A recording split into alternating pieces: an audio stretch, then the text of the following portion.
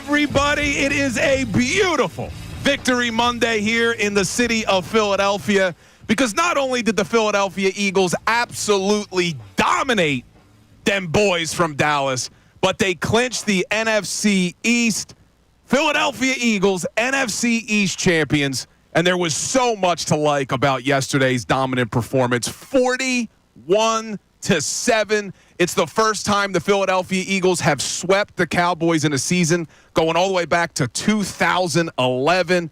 And everybody played well. You had touchdowns from Kenny Pickett. You had touchdowns from Tanner McKe. You had a touchdown from Chauncey Gardner-Johnson. Devontae Smith was all over the place. But the big story coming out of that game, Saquon Barkley, 31 carries, 167 yards. He goes over 2,000 on the season. And now the big question.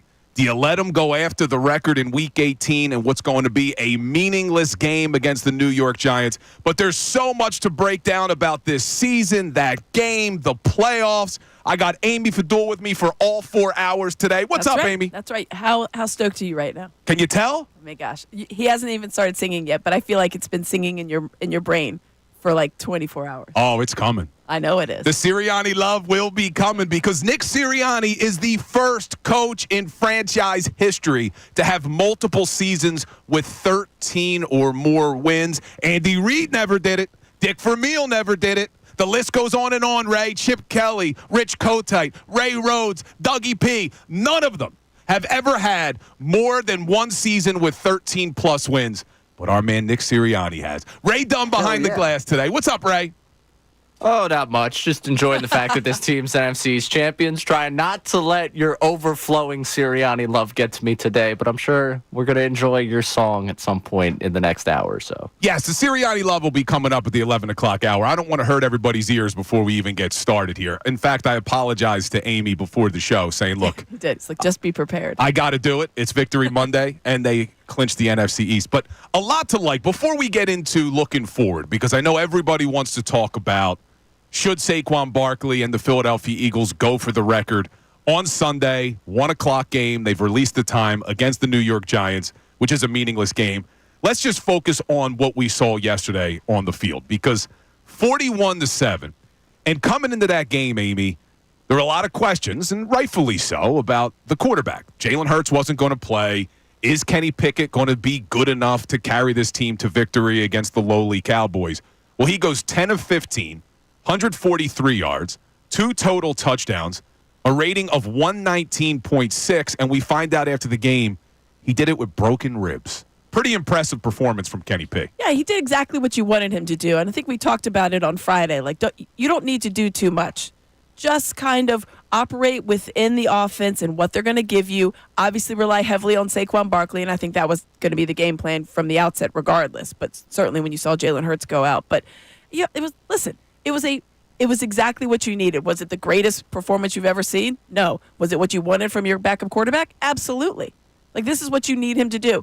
Don't create any turnovers. Don't do anything stupid, right? Don't force the ball anywhere that you need to try to, like, be a cowboy out there. Sorry for the expression, but you know what I mean? Like, or be an actual cowboy and turn the ball over. So that was the thing. I thought, all right, well, he looked adequate, and I needed him to look adequate. And I like the game plan, too, coming in. And I mean that in a good way. Like, adequate, not like, he looked average. Like, he looked exactly like you wanted him to look. Yeah, when you get a backup quarterback that's filling in for a game, that's exactly what you want to see, that he has the ability to come in and do enough to win and not lose the game for you. And that's exactly what he did. And I loved the game plan by Kellen Moore, Nick Sirianni. You could throw the quarterback coach, Doug Nussmeier, into the mix.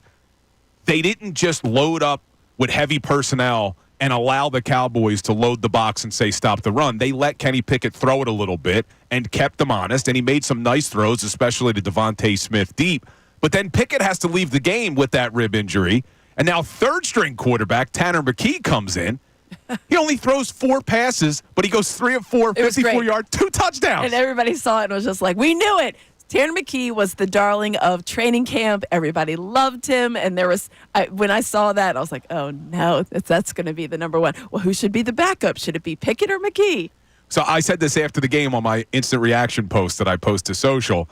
I said, Howie Roseman said it's a quarterback factory. He may be right.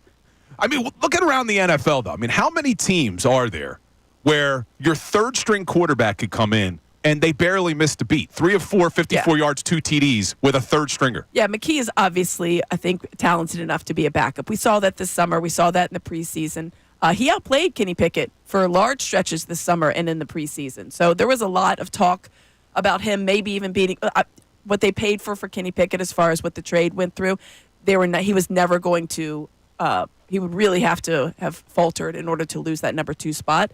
But I think Tanner McKe has shown that he can be a very valuable backup. And in the league where you look across the board, there's some backups that are pretty terrible. And Tanner McKe is as good as some of the guys that I've seen out there. Yeah, you're not wrong. In a league where the quarterback problem, because there's not as many good quarterbacks as there should be. It's a little bad. Yeah, the fact that the Eagles have a third stringer who could come in and do what he did. And I'm just going to say this right now because Ray's a little bit nervous that we're going to get texts like this. And I'm praying to God that the Philadelphia fan base is smarter. No. Yes, please. Jalen Hurts is your starting quarterback. Please, I already see it in the YouTube chat of people saying Hurts is overrated, and it's obvious. They scored 41 points with their third-string quarterback. Stop, okay? Jalen Hurts is a far better quarterback. We can praise Kenny Pickett and Tanner McKe for what they did and still acknowledge that Jalen Hurts is head and shoulders better than they are. Please, I can't handle it, Ray. If you tell me that anyone texts that, I'm going to lose my mind. But let's move over to the other side of the football, too, because this defense was coming off their worst performance of the season in the fourth quarter against the Washington Commanders. They let Jaden Daniels throw 3 touchdown passes. They gave up 22 points all in the fourth quarter, and it was, can they bounce back against the Cowboys? And things were a little shaky in that first quarter. I didn't love that first quarter. They let up 117 yards, 8 first downs. They let them score 7 points. Now, granted, Chauncey Gardner-Johnson has the big pick 6. Exactly. But after that first quarter, before they pulled their starters, they only allowed 5 first downs the rest of the way, 111 yards the rest of the way, and 0 points. I think we could call it a bounce back. Yeah, I mean, obviously, I think they came out a little bit hesitant. I don't know. I was surprised that it looked like prevent defense on the opening drive against the Cowboys, and I thought, no, that's for the fourth quarter, not for the first quarter. And I thought they were a little bit tentative, and obviously then they turned it up. And I think the pick 6 from CJGJ really kind of pushed them over the edge of remembering who they were and their identity. They've been a very physical team as far as defensively, how they've operated during the 10-game win streak when they had really started going, especially in the last 6-7 games aside from the Commanders game. So I think they found their identity again, and that's important going forward because next week you don't expect the starting defensive team, to play. You don't think that they're going to start. And so now you're going on who they're going to line up with, which is probably the Packers, I guess, at this point. Yeah, we're going to take a look at that a little bit later because things are playing out where you may have the Green Bay Packers in the first game of the playoffs, which I don't love. I don't love that matchup. I still would pick the Eagles over them, but I thought that the Packers were the best team in the NFC. The Vikings maybe proved otherwise yesterday. Vikings looked very good yesterday against the Packers. Sam Darnold looks like he is the real deal. Maybe we got to stop underestimating the Minnesota Vikings. And there's a huge game next Sunday. Now the Incredible game. Yeah, Eagles-Giants isn't going to matter, but Sunday Night Football, Lions-Vikings, the winner will be the 1 seed, the NFC North champ, and the loser will be 14-3 playing on the road in the wild card. It's incredible. It's insane. I read earlier it's only the 5th time in NFL history, 4th time in NFL history that you have 2 teams 10 games over 500 playing each other in a game. So that one will be exciting to watch. But there's a lot to break down today here on the show. We want all of your reactions to the Philadelphia Eagles clinching the NFC East, sweeping the Dallas Cowboys for the first time since 2011. Saquon Barkley going over 2,000 yards, becoming only the 9th player in NFL history to do it. Coming up, I'm also going to ask Ray and Amy if they can name the other 8 running backs that have gone over 2,000. No cheating. I don't want you Googling. We're going to see how many you can get of the other 8. And then clearly, we got to hear from you. What do you want the Eagles to do in Week 18 against the Giants? Do you want to see the starters play? Do you want to see Jalen Hurts play? And the most important question, do you want to see Saquon Barkley play to try to go after the record? We're going to go around the table here when we get back and give our opinions on whether or not Saquon should play. But you can get in 610-632-0975 on this Victory Monday. It's a beautiful day, Ray. Keep it right here.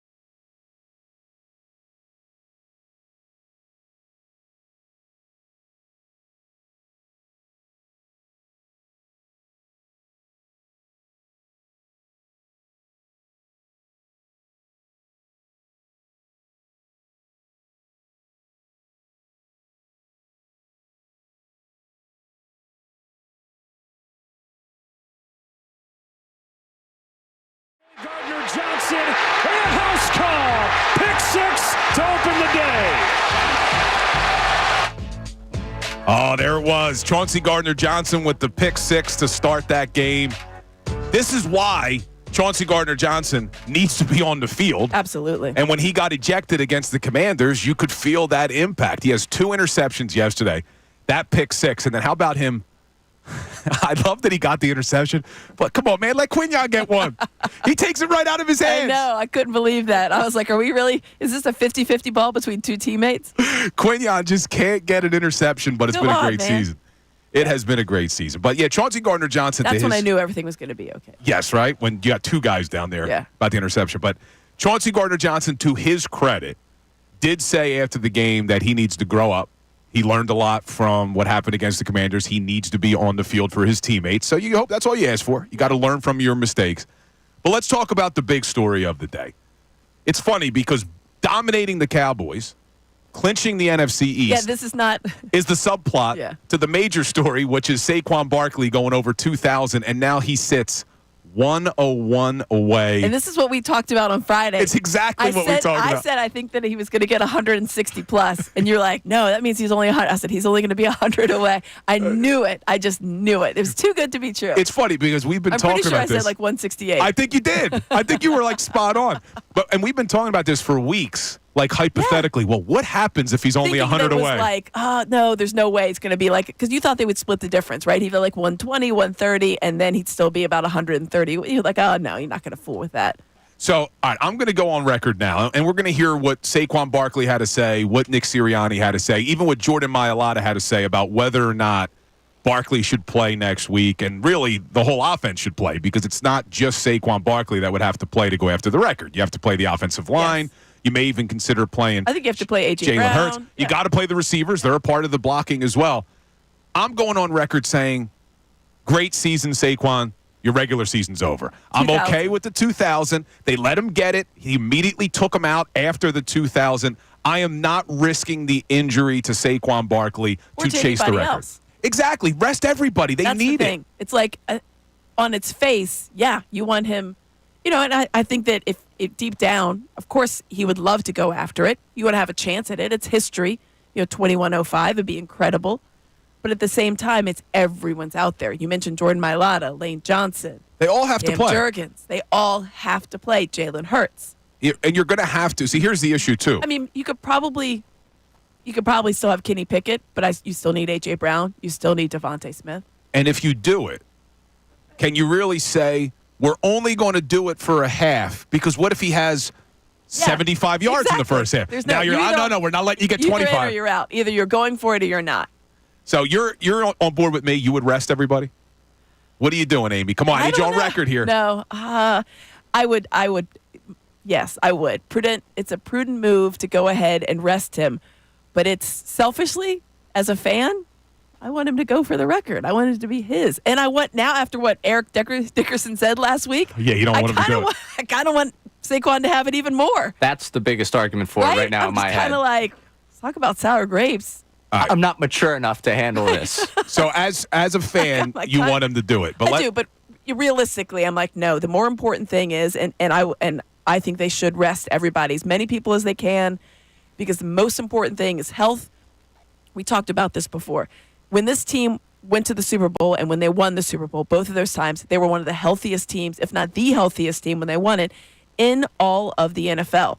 And I thought, gosh, that's really what you need. You have to have your health. You have to have everybody as well rested and as well tuned up, ready for the postseason. And taking any kind of chance against a Giants team that would just love to knock you off of their, the pedestal, given the fact that you absolutely fleeced them. Yeah. Well, and football is just such a tough sport that injuries can happen at any time. I mean, even if the Giants come out and they roll over, it doesn't mean that you're going to avoid injuries. Right. So you got to be careful. And Saquon Barkley right now has 50 more carries than he's ever had in his entire career. You go back to 2022, which was the second highest of his career. He had 295 carries. He already has 345 carries this season. I'm resting him. I'm resting the offensive line. They haven't had a bye week since week 5. I know it's frustrating. I know as fans we'd love to see history get made. even though he doesn't have the record, 2,000 is still pretty It's damn incredible. good. Ray, what are you doing? You resting Saquon next week? While I did say that I am immature with this, and I'm very upset with Eric Dickerson for his lack of self-awareness, because you broke a record that a guy set in 14 games by playing 16. Yes. And you already have more carries than what Saquon's going to get to, so shut does. up. You held the does. record for what, 40 years at Yeah. this point? Like, let You've it had go. your time in the sun, See, man. I'm all right with Eric Dickerson No. saying it. Of No. course he doesn't want it. But it was All the way he said it. Yeah. Most of the time, anytime there's a player that's asked about breaking a record, most of the time, like, hey, that'd be really amazing. Yeah, they That's say what- the politically correct thing. Well, then just say that. Well, look, You know how much money he's made Before- in the autograph circuit at this point as the all-time leading rusher for a season? You made your money. You had No, your time, buddy. listen. Shut it. as much as I'd love Barkley to beat the record, I have no problem with Eric Dickerson being honest about it and saying, I don't want you to beat my record. Look, if I had a record, if we had a record and you're being Well, it a wasn't- human being, It wasn't just of course that he you want to said keep that. it. It was like, he'd do it in 17. Uh-huh. Yes, and you Yeah. did it. You did was. it in 2 more games Well, than I Belichick like did. my record, but guess what? Someone's going to break it. Before It's I going to play, happen. before I play Saquon Barkley saying whether or not he wants to go after the record. Now that we're talking about Eric Dickerson, Saquon was asked about Eric Dickerson's comments and how he would have handled it. You have Saquon Barkley 11, Ray? This was Saquon addressing what Eric Dickerson had to say. If you had a record, would you want me to break your record?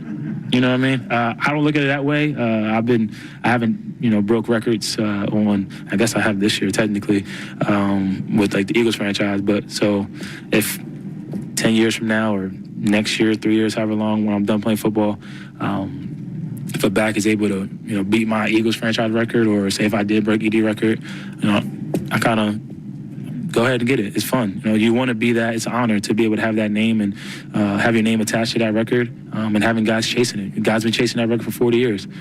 So yeah, I don't see it as like a shot. I don't see it as, throwing shade. You shouldn't want me to break your record, but that's how I look at it. That's a good way to look at it. I'm with Saquon. Well, Saquon's always going to say the right thing. I love this guy. Smart man. Yeah, I mean, I knew how good of a player he was, obviously. I didn't know he was this good behind that Giants offensive line. You didn't see it often. I didn't realize he was this, well-spoken, great teammate, great leader. Everything about Saquon has exceeded expectations. Even if you had high expectations, it's exceeded expectations when he's gotten And the here. Giants let him walk. And they let him walk, and they should. Amazing. This is my daily I think about it all the Joe time. Shane comment. Ray How and does Mike. that man still have a job? Yeah, Ray and Mike wonder why I think so much about Joe Shane's job security. But he should be gone now. I mean, you didn't just let Saquon walk. You let him walk, and now he's having an historic season. I think about Mara just saying, I'm going to lose a lot of sleep. Yeah, he That is. man Oh, hasn't man. slept in weeks. He is It losing is a lot of weird, sleep. though. Amy, you don't realize just how much sleep Bill loses Over over Joe Joe Shane. Shane's job security. Yeah. You really want to. He wakes Don't up in the worry. middle of the night. Does he Bill, still have when a job? he's fired, he'll Yes. still get another one because that's how it works. Him and Dable may both be gone. But, Ray, you got to go on record now.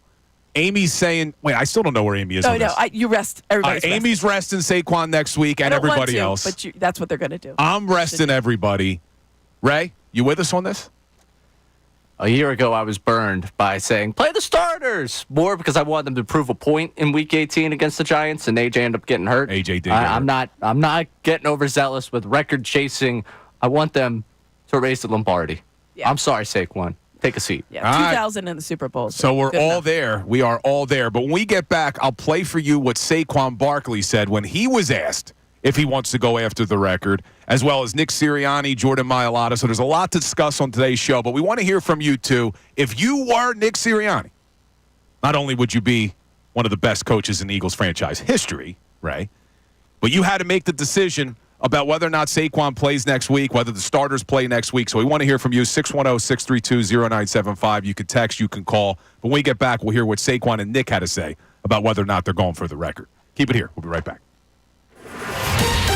Fanatic Sports Update. At the T-shirt game, I'm Ray Dunn. This update is brought to you by Ace Hardware Home Services. Got a leaky pipe, having issues with your heat? At Ace Hardware Home Services, they're around the block with everything you need to fix it. They've got the pros to keep your home humming all year long. Ace Hardware Home Services. The Eagles won the NFC East with a 41-7 win over the Cowboys on Sunday. Kenny Pickett and Tanner McKe each accounted for 2 touchdowns apiece in the victory. The big story, of course, Saquon Barkley going for 167 yards on the ground, putting him over 2,000 yards for the the season, and now he's within 101 yards from Eric Dickerson's single-season record. One more week left in this season. Barkley talked postgame about being involved in a team winning the NFC's crown, something he hadn't done before. Yeah, it's cool. I'm not going to downplay it, but like I said, at the end of the day, you're not going to get remembered for being the 2024 NFC's division champs.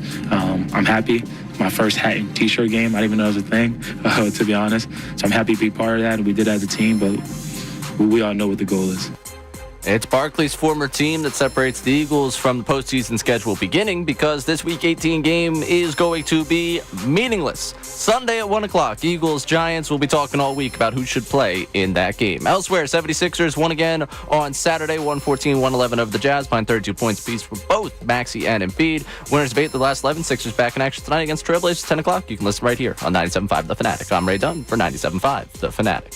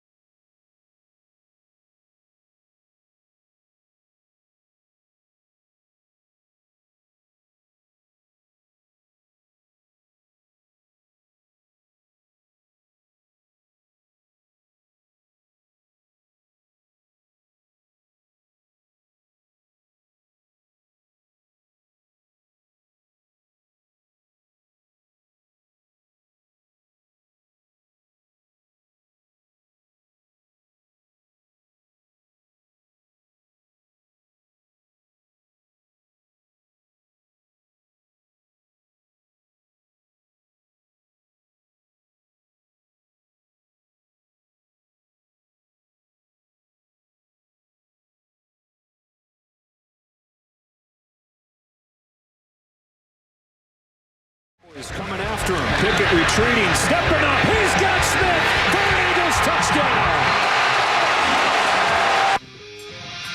Oh, there it was. Kenny Pickett's sole throwing touchdown in that game.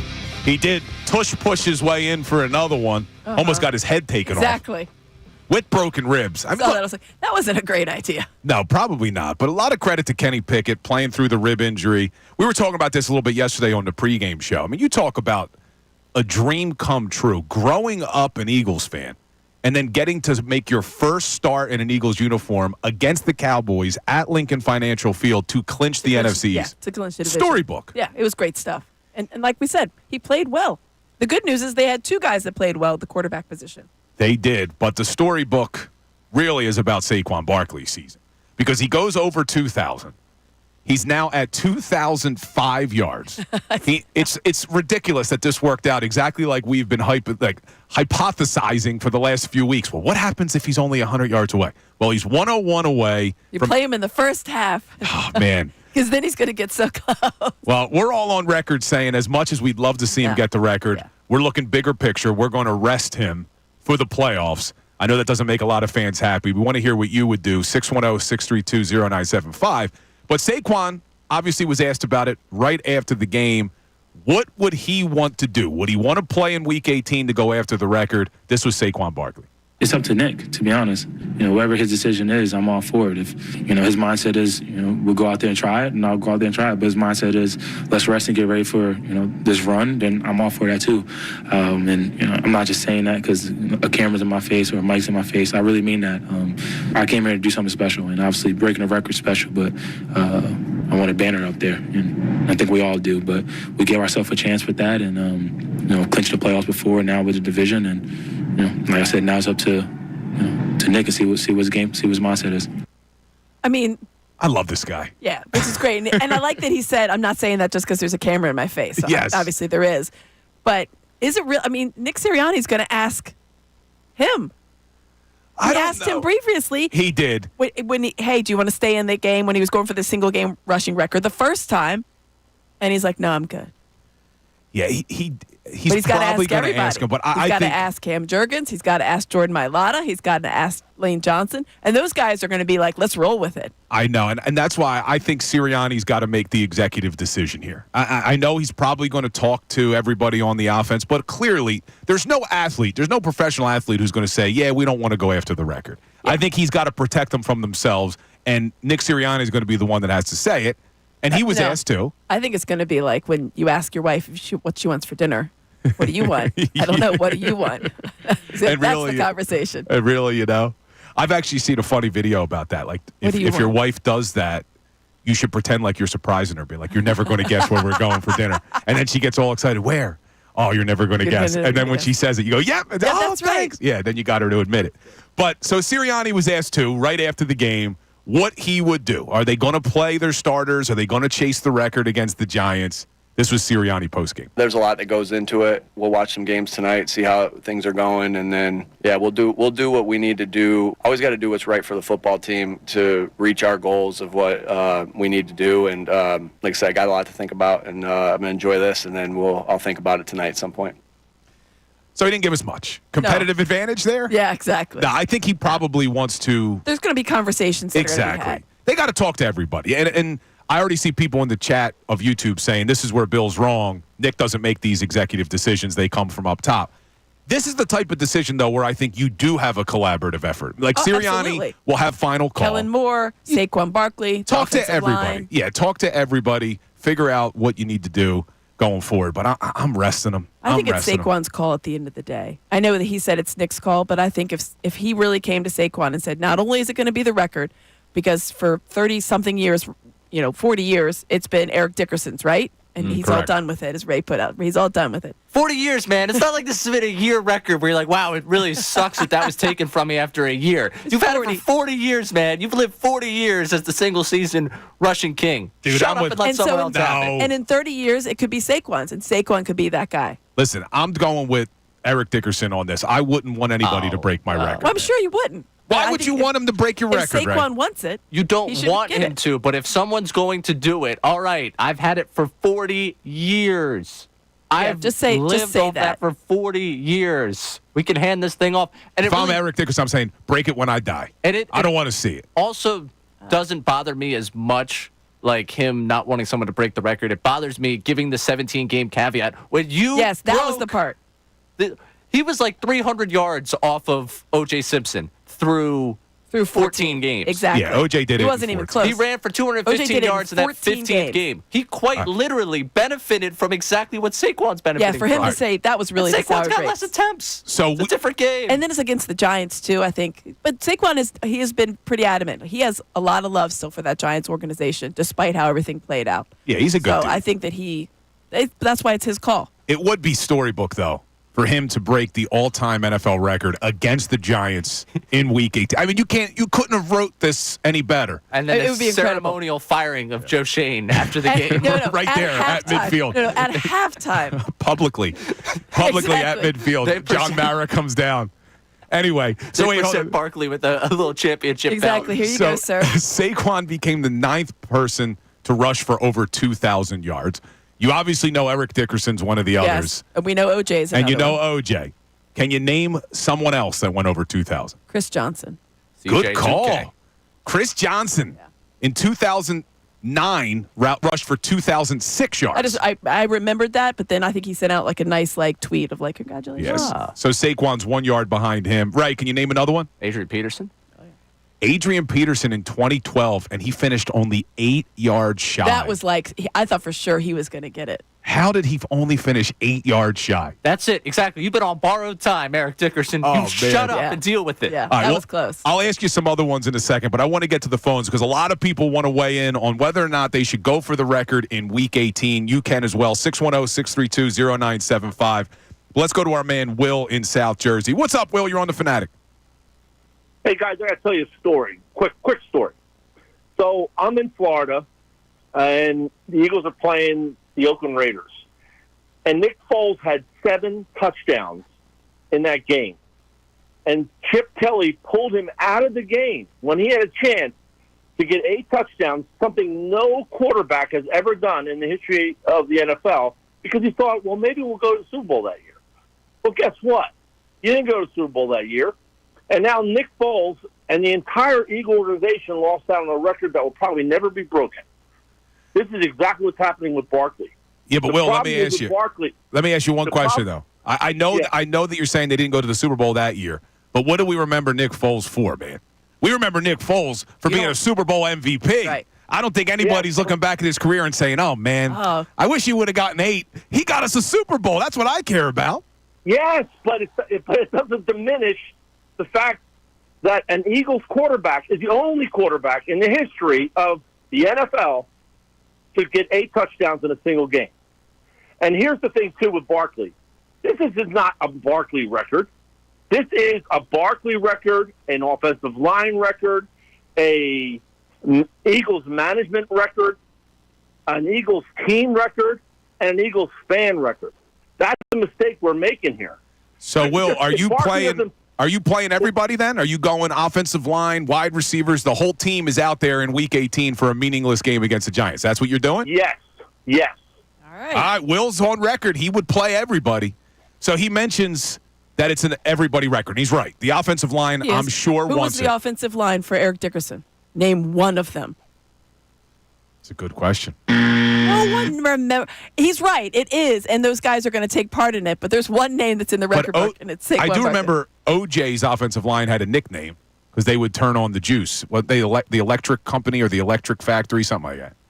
You remember that? That was their nickname. I think No. they were the electric company. Don't remember any of because that they stuff. would turn on the juice. Well, look, we heard from one of Really? yeah, that was their nickname, the electric company. I've never heard that. Yeah, for turning on the juice. But Ray, we did hear from one of the offensive linemen post game, and this kind of goes along with what Will is saying. They're going to want the record.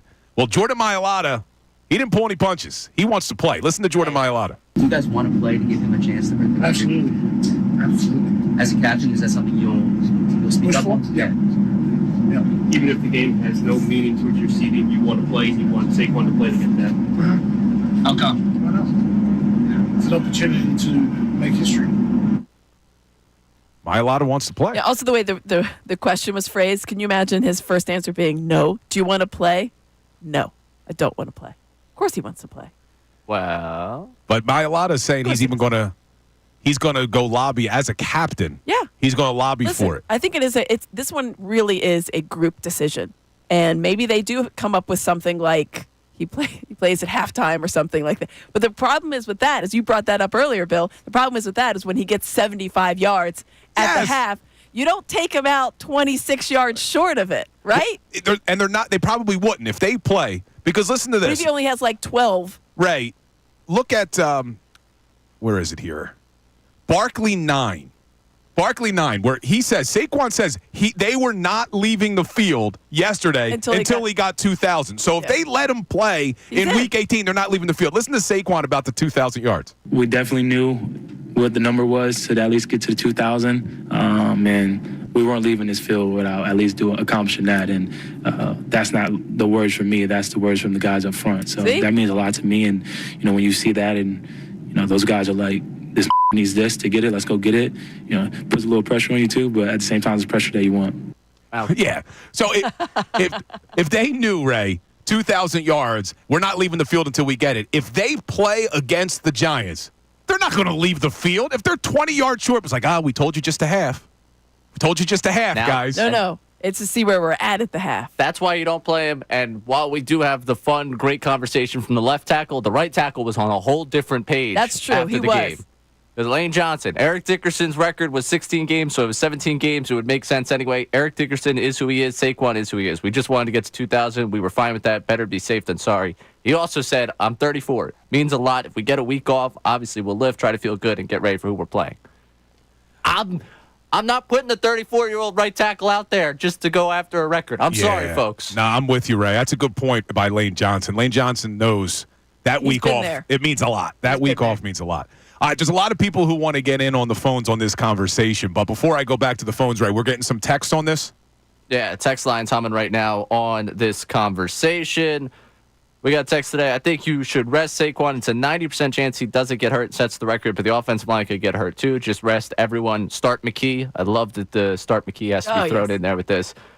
Bill's boy, Dan Campbell, is playing his starters tonight in a meaningless game. Sit Barkley.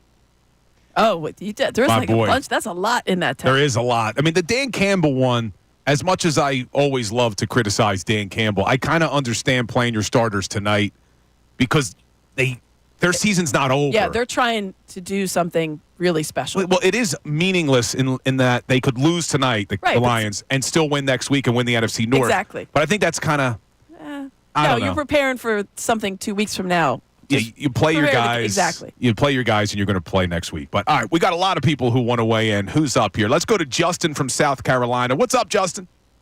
Hey, brother. How you doing, man? All good, man. What you got for us?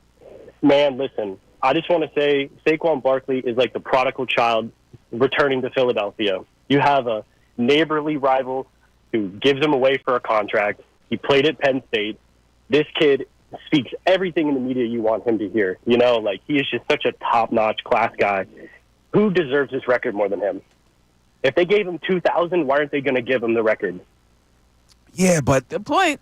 I understand. Because there's just so many things that go into it. Yeah, it's just because, look, they let him go for the 2,000, and I think they kind of tipped their hand a little bit. If they were going to go for the record in Week 18, I don't think they take him off the field yesterday. See, I disagree. With time left. I think that's why. No, see, because why not? How much time was left? They took him out. It was the fourth quarter. It was late. I mean, there wasn't that much time left. What if you would have could have picked gotten up like 20 more yards? 20, 30 more yards. Make it where he's only 70 away, I think that's 60 why. away. Because if you're thinking, oh, what's another 20 yards, this guy can get 100 yards falling out of bed against that Giants rush defense. Yeah, they are pretty. You know what I mean? So it's like you were thinking, okay, well, we've set ourselves up pretty nicely. I thought for sure that signaled to me. I was like, they're actually thinking about going for this thing next week. Yeah, see, I thought the opposite. I thought, all right, the goal was 2,000. They let him get 2,000. Immediately upon getting the 2,000 yards, it was congratulations, your season's over. That's kind of how I took it. That's how you looked at it? But I looked at it as like, oh. All right, we'll see. We will see. We're going to save him up and get him 100 yards next week. Let's go. One of our favorite callers has been waiting to get in on this conversation. My man Greg from Bethlehem. What's up, Greg? Hi, Greg. Good morning. How about that game yesterday, Greg? Oh, it was a dominant win. I was impressed all the way along. I think it was a good team effort. I was just curious to see what you thought about what the score would have been if Hurts had played. You know, I mean, they've shown the ability with Hurts in there, and this is not to impugn Hurts. Don't get me wrong. I think it speaks to the team's strength.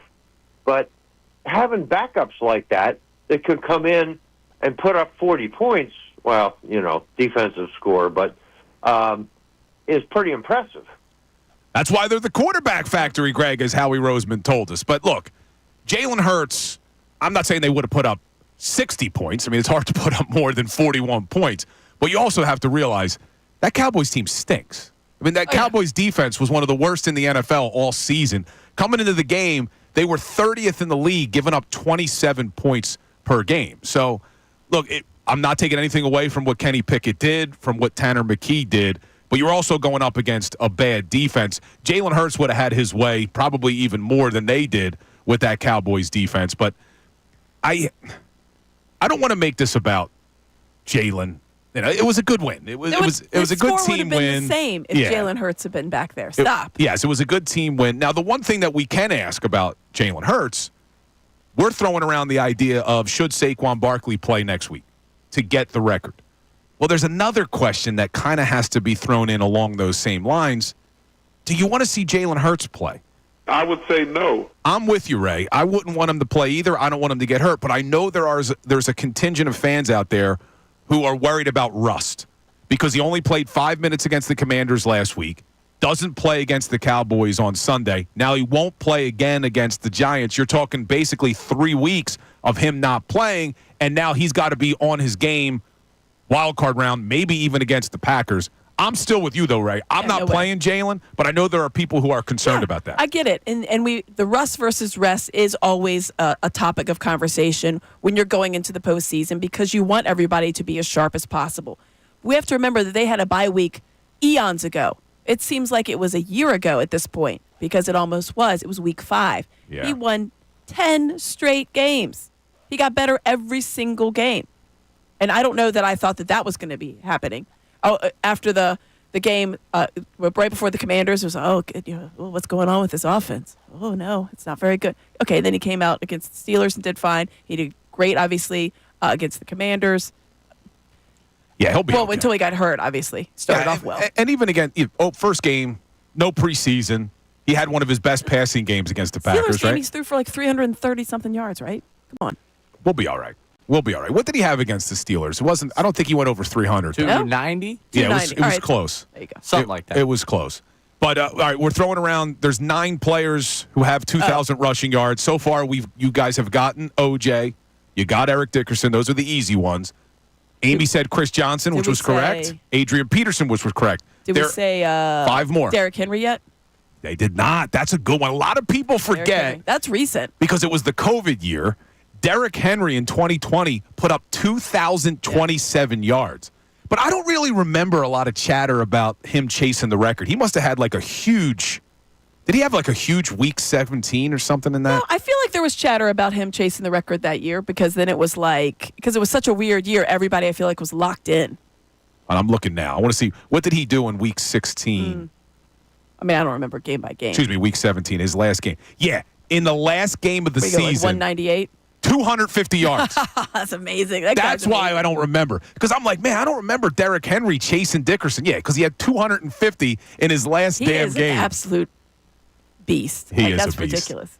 The size of that gentleman rushing for 2,000 yards, stop. All right, Ray. There's still a couple on there that you haven't mentioned. I just thought another one. Well, raise up. Oh, sorry. How about that Jamal? Yes. There it is. Ravens. That's what made me think of it. That was a good one. Derrick Henry made me think of it. 2003, Jamal Lewis rushed for 2,066. So far, of the 9 players who have rushed for 2,000 yards, Amy and Ray have gotten Eric Dickerson, Adrian Peterson, Jamal Lewis, Derrick Henry, Chris Johnson, Saquon Barkley, and O.J. Simpson. There are still 2 more. Oh, I got one. We'll see if you can get them. We'll see if you can get them on the other side. But we got a lot of people. We got a full board of people wanting to weigh in on whether or not Saquon Barkley should play next week to go for the record.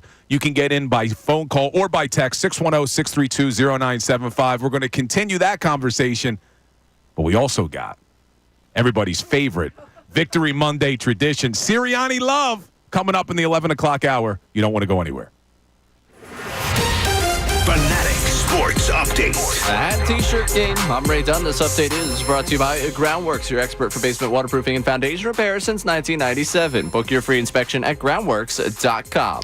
The Eagles won the NFC East with a 41-7 win over the Cowboys on Sunday. Kenny Pickett and Tanner McKe each account for 2 touchdowns apiece in the victory. The big story was Saquon Barkley's 167 yards on the ground, putting him over 2,000 yards for the season and within 101 yards from Eric Dickerson's single-season record. Barkley talked post-game about being involved in his first t-shirt and hat game. Yeah, it's cool. I'm not going to downplay it, but like I said, at the end of the day, you're not going to get remembered for being the 2024 NFC East Division champs. I'm happy. My first hat and t-shirt game, I didn't even know it was a thing, to be honest. So I'm happy to be part of that, and we did it as a team, but we all know what the goal is. The Eagles' win has made their Week 18 game against Barkley's former squad, the Giants, entirely meaningless. Outside, of course, of that record chase. The game on Sunday is at 1 o'clock, and we'll break it down all week who should play in that game against the Giants. Elsewhere, 76ers won again on Saturday, 114-111 over the Jazz. 32 points from both Embiid and Maxey. Winners of 8 their last 11. Sixers back in action tonight against the Trailblazers at 10 o'clock. You can listen right here on The Fanatic. This update is also brought to you by Penny. It's open enrollment. Get the lowest cost on high-quality health coverage now through Penny PA's Health Insurance Marketplace. Deadline to enroll is January 15th at penny.com. I'm Ray Dunn for 97.5 The Fanatic. Not only can you listen to the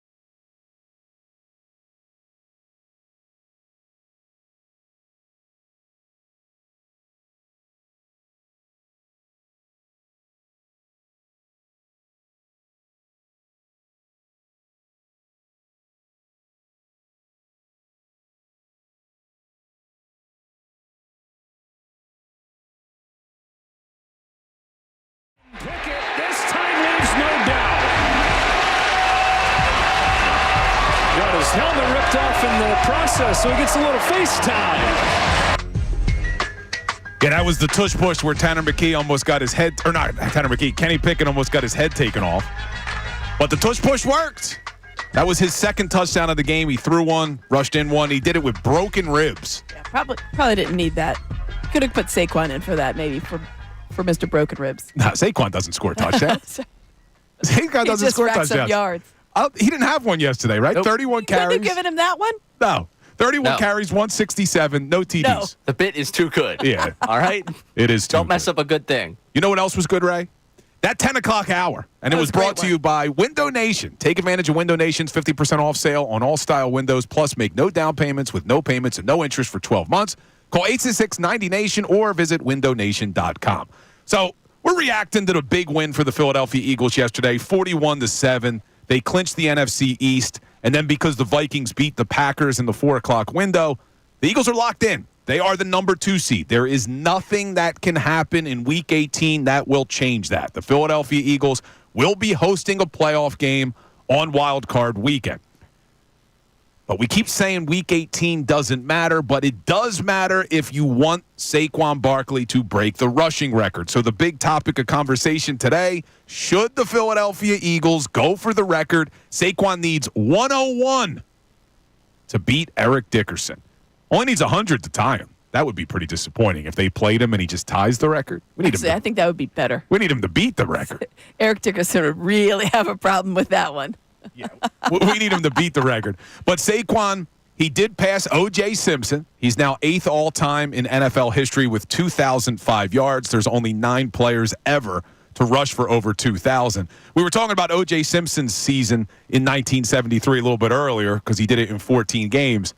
And Amy asked the question, like, does anybody remember who the offensive linemen were when Eric Dickerson broke the record? And I said, O.J.'s, I think, had a nickname, though. And it was the Electric Company. And someone actually texted in about that, Ray? Oh, we got a lot of people actually that checked in. Joe from Boston saying, Bill's right, the Electric Company. And this was my favorite.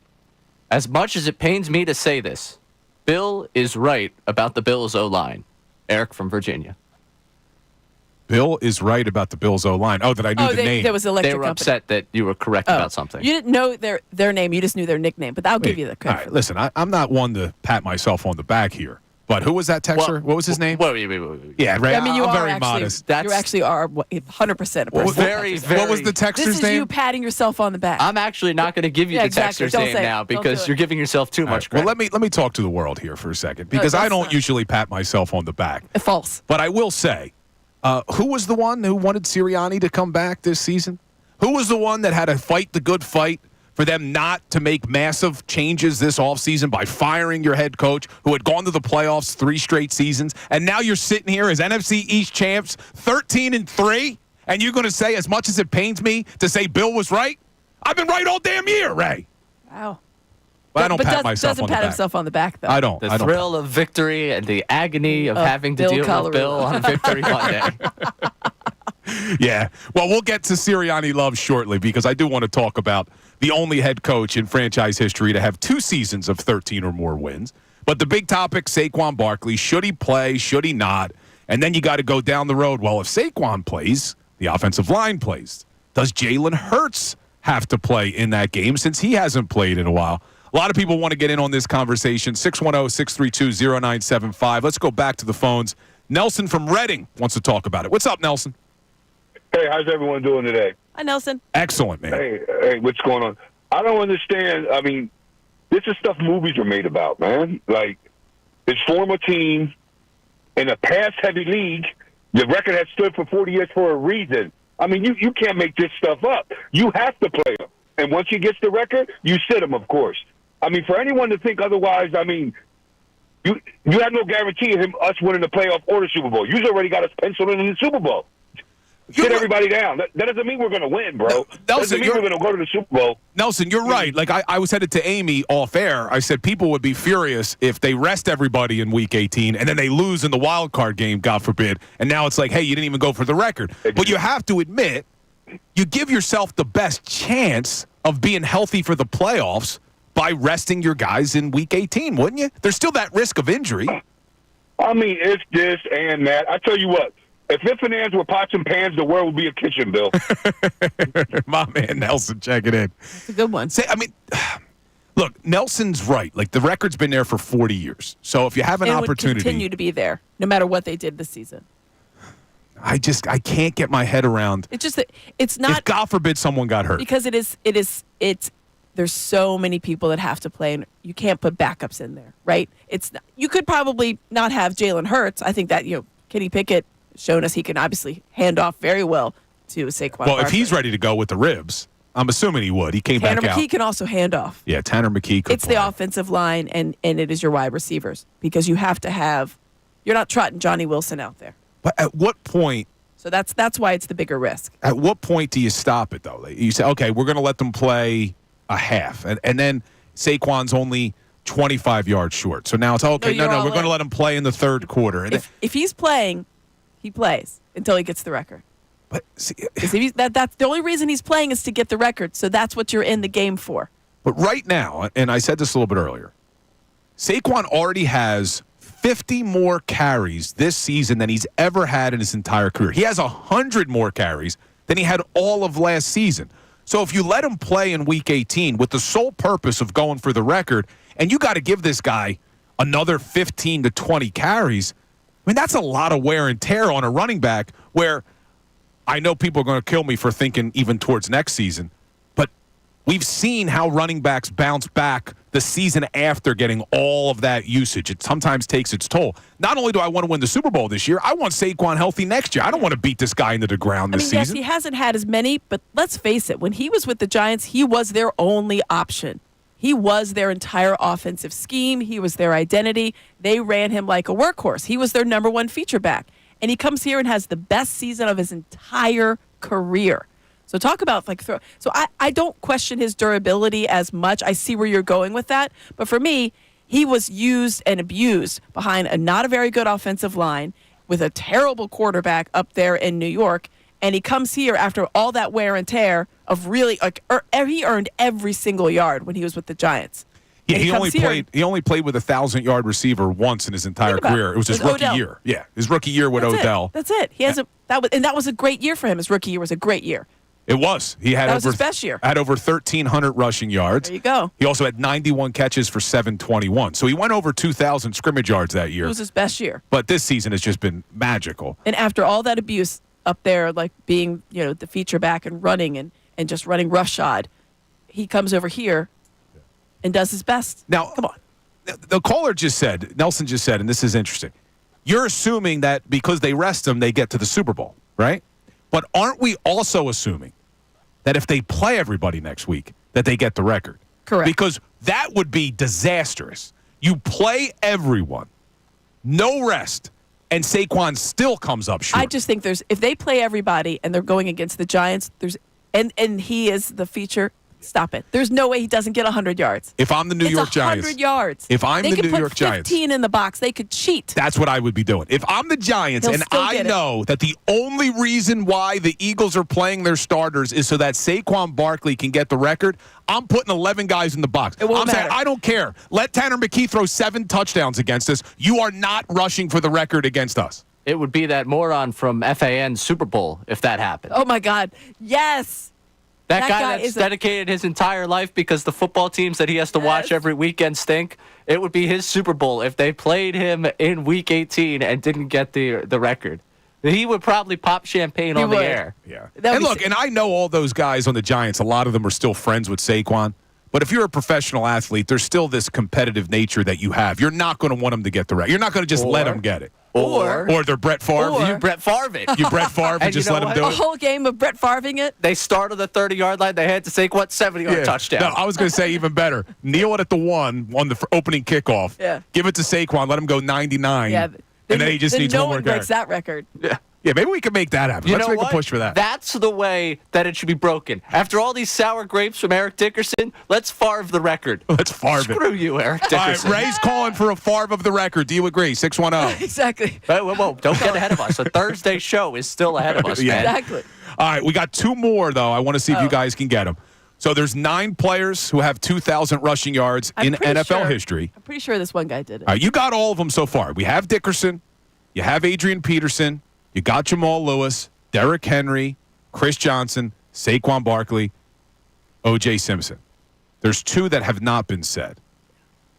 So, Amy, can you take a guess? Yeah, I'm pretty sure. I think I know the last 2. I'm pretty sure the one guy did it, but I'm going to leave him for Ray because it's harder. Barry Sanders definitely did it, though. Barry Sanders in 1997, 2,053 yards. Ray, there's one guy left.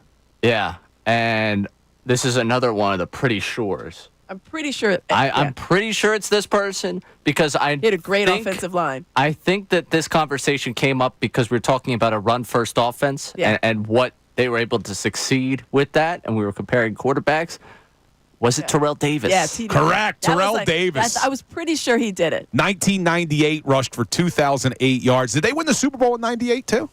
Yes, with Elway. Yeah. Was that Elway's That was second? the end of it. That was the. Is that right? I think that may have been his right. That was. Yeah, he won the last 2. Yeah, he walked off with that one, right? 1998, they won the Super Bowl against the Atlanta Falcons. Yeah. And then Dirty Birds. In 99, they didn't even make the playoffs. Yeah, so. I'm pretty sure that was Elway, right? Yeah. Oh, it's the end of Elway. 97 and 98. Yeah, that was Elway's last season. So he walked off into the that's what I was sunset. going to say. Because he walked off, And because that was the the whole year that, talking point with Yeah, Manning. they beat everybody. That's right. Manning walked off in the sunset. That's right. Elway did. Yep, that was his Go last Broncos. season. All right, so we got all 9 in NFL history who have rushed for 2,000 yards, but only one of them sits at the top, and that's Eric Dickerson. Should Saquon Barkley try for the record? We want to hear from you. We've been talking about this now since the start of the show, but a lot of people want to weigh in and give their opinions on whether or not the Eagles should go for the record. Me, Amy, and Ray are on record saying we would rest the starters. It's been a long time since that Week 5 bye. There are bigger goals at stake. The Super Bowl is what we want. I'm 41 years old. I've seen 2 damn championships. I had the I didn't have any 19s. I had the 2008 Philadelphia Phillies. Carry the 1 next time you're doing your math. Yeah, the 2017 Super Bowl.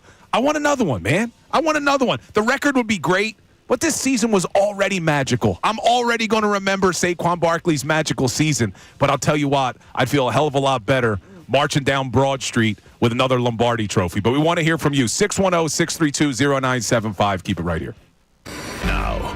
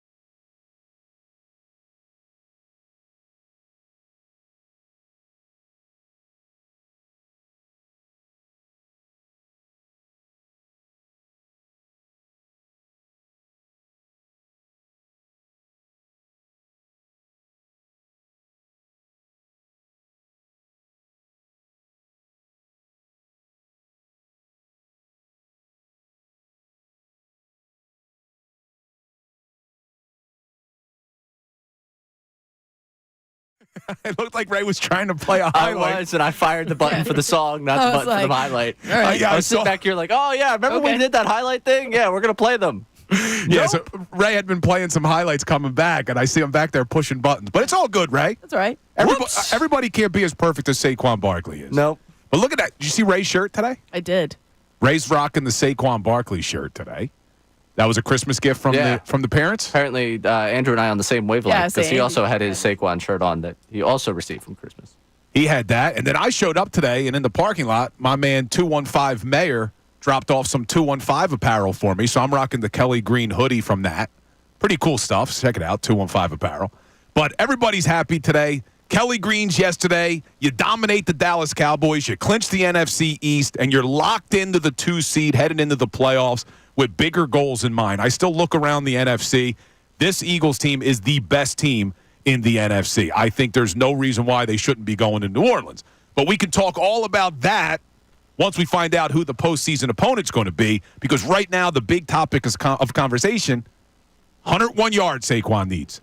101 to become the all-time leading rusher for a single season, passing Eric Dickerson. That record has held since 1984. I was born in 83. Amy, I won't ask you when you were born.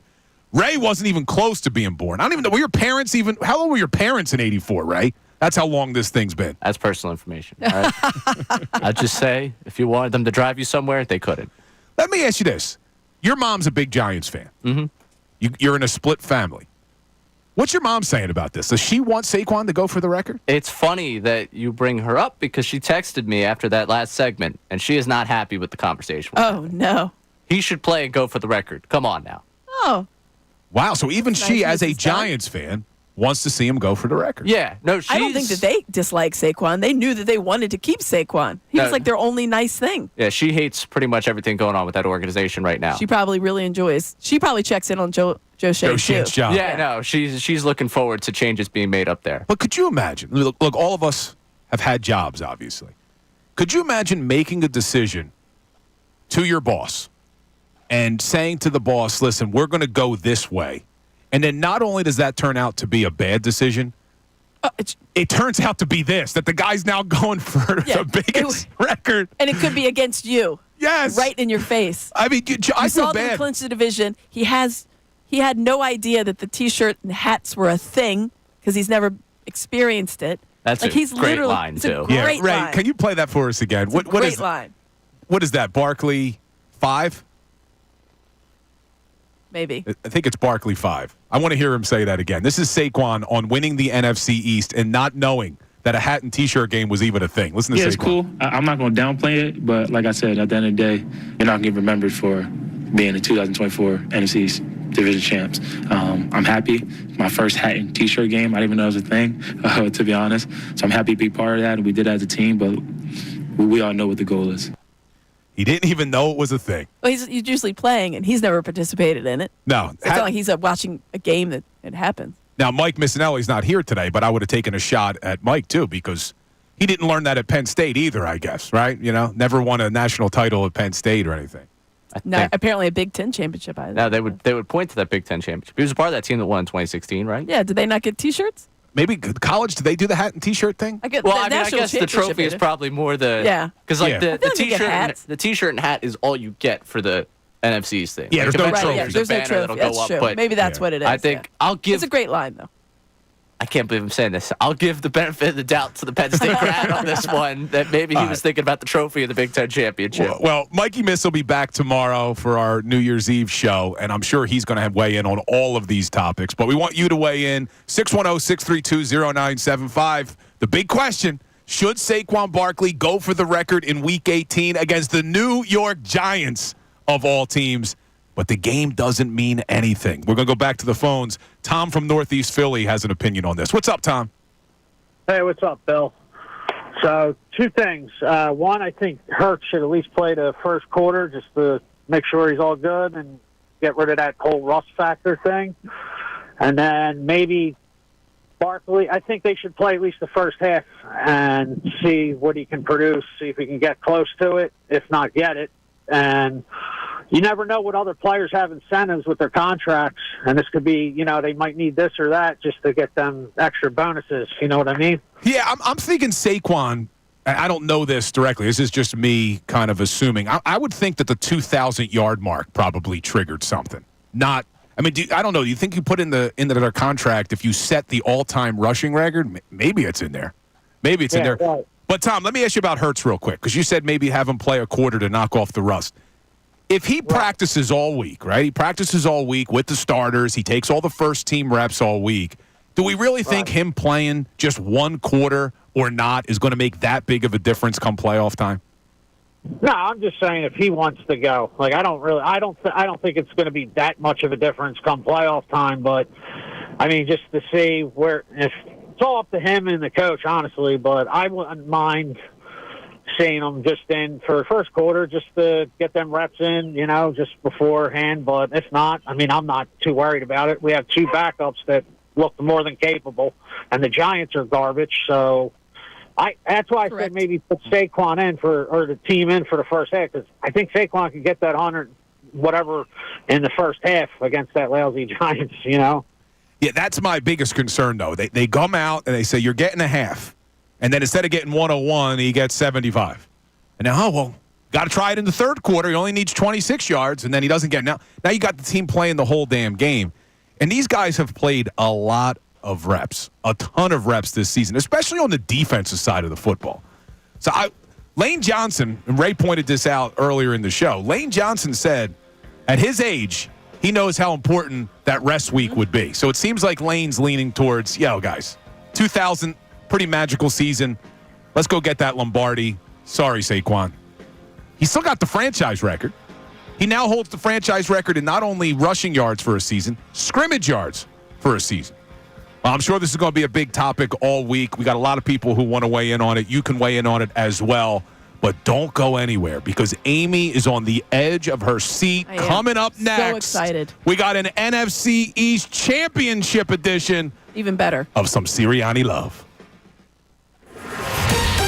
Fanatic Sports Update. At T-shirt game, I'm Ray Dunn. This update is brought to you by Bet365. Whatever the moment, it's never ordinary at Bet365. Download the app today. Eagles won the NFC East with a 41-7 win over the Cowboys on Sunday. Kenny Pickett and Tanner McKe each accounted for 2 touchdowns apiece in the victory. The big story was, of course, Saquon Barkley's 167 yards on the ground, putting him over 2,000 yards for the season and within 101 yards from Eric Dickerson's single-season rushing record. Barkley talked post-game about being involved in his first hat and T-shirt game. Yeah, it's cool. I'm not going to downplay it, but like I said, at the end of the day, you're not going to get remembered for being the 2024 NFC Division champs.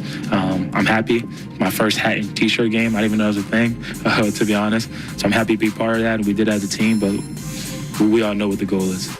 Barkley has not been a part of a hat and T-shirt game because he was a member of the Giants leading into this season, and the Eagles go play that Giants team in Week 18 in a game that is meaningless.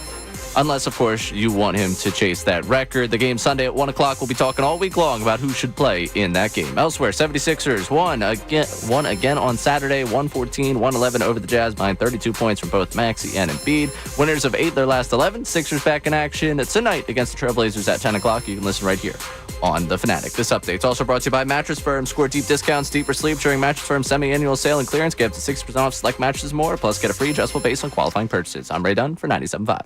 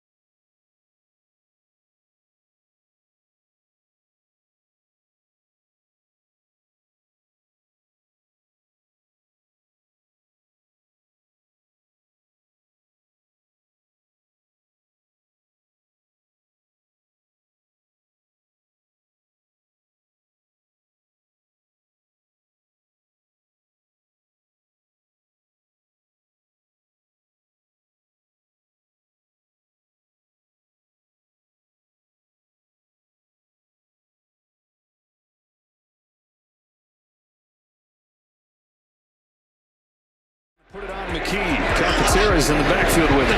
McKe floating for the end zone. He's got an NFL touchdown to A.J.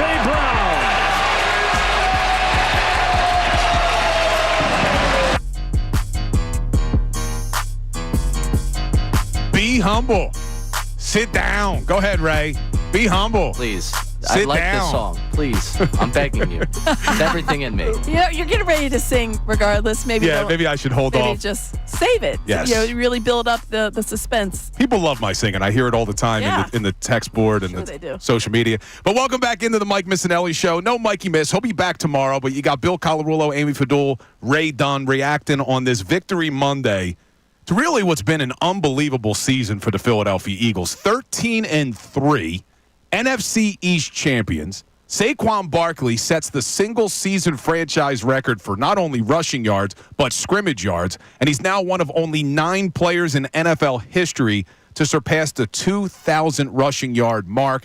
It's been a magical season, but it's not done yet. They have clinched the number 2 seed. There's nothing that can change that.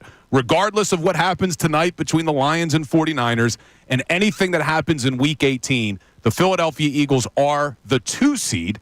So the Giants game doesn't matter, at least as the standings are concerned.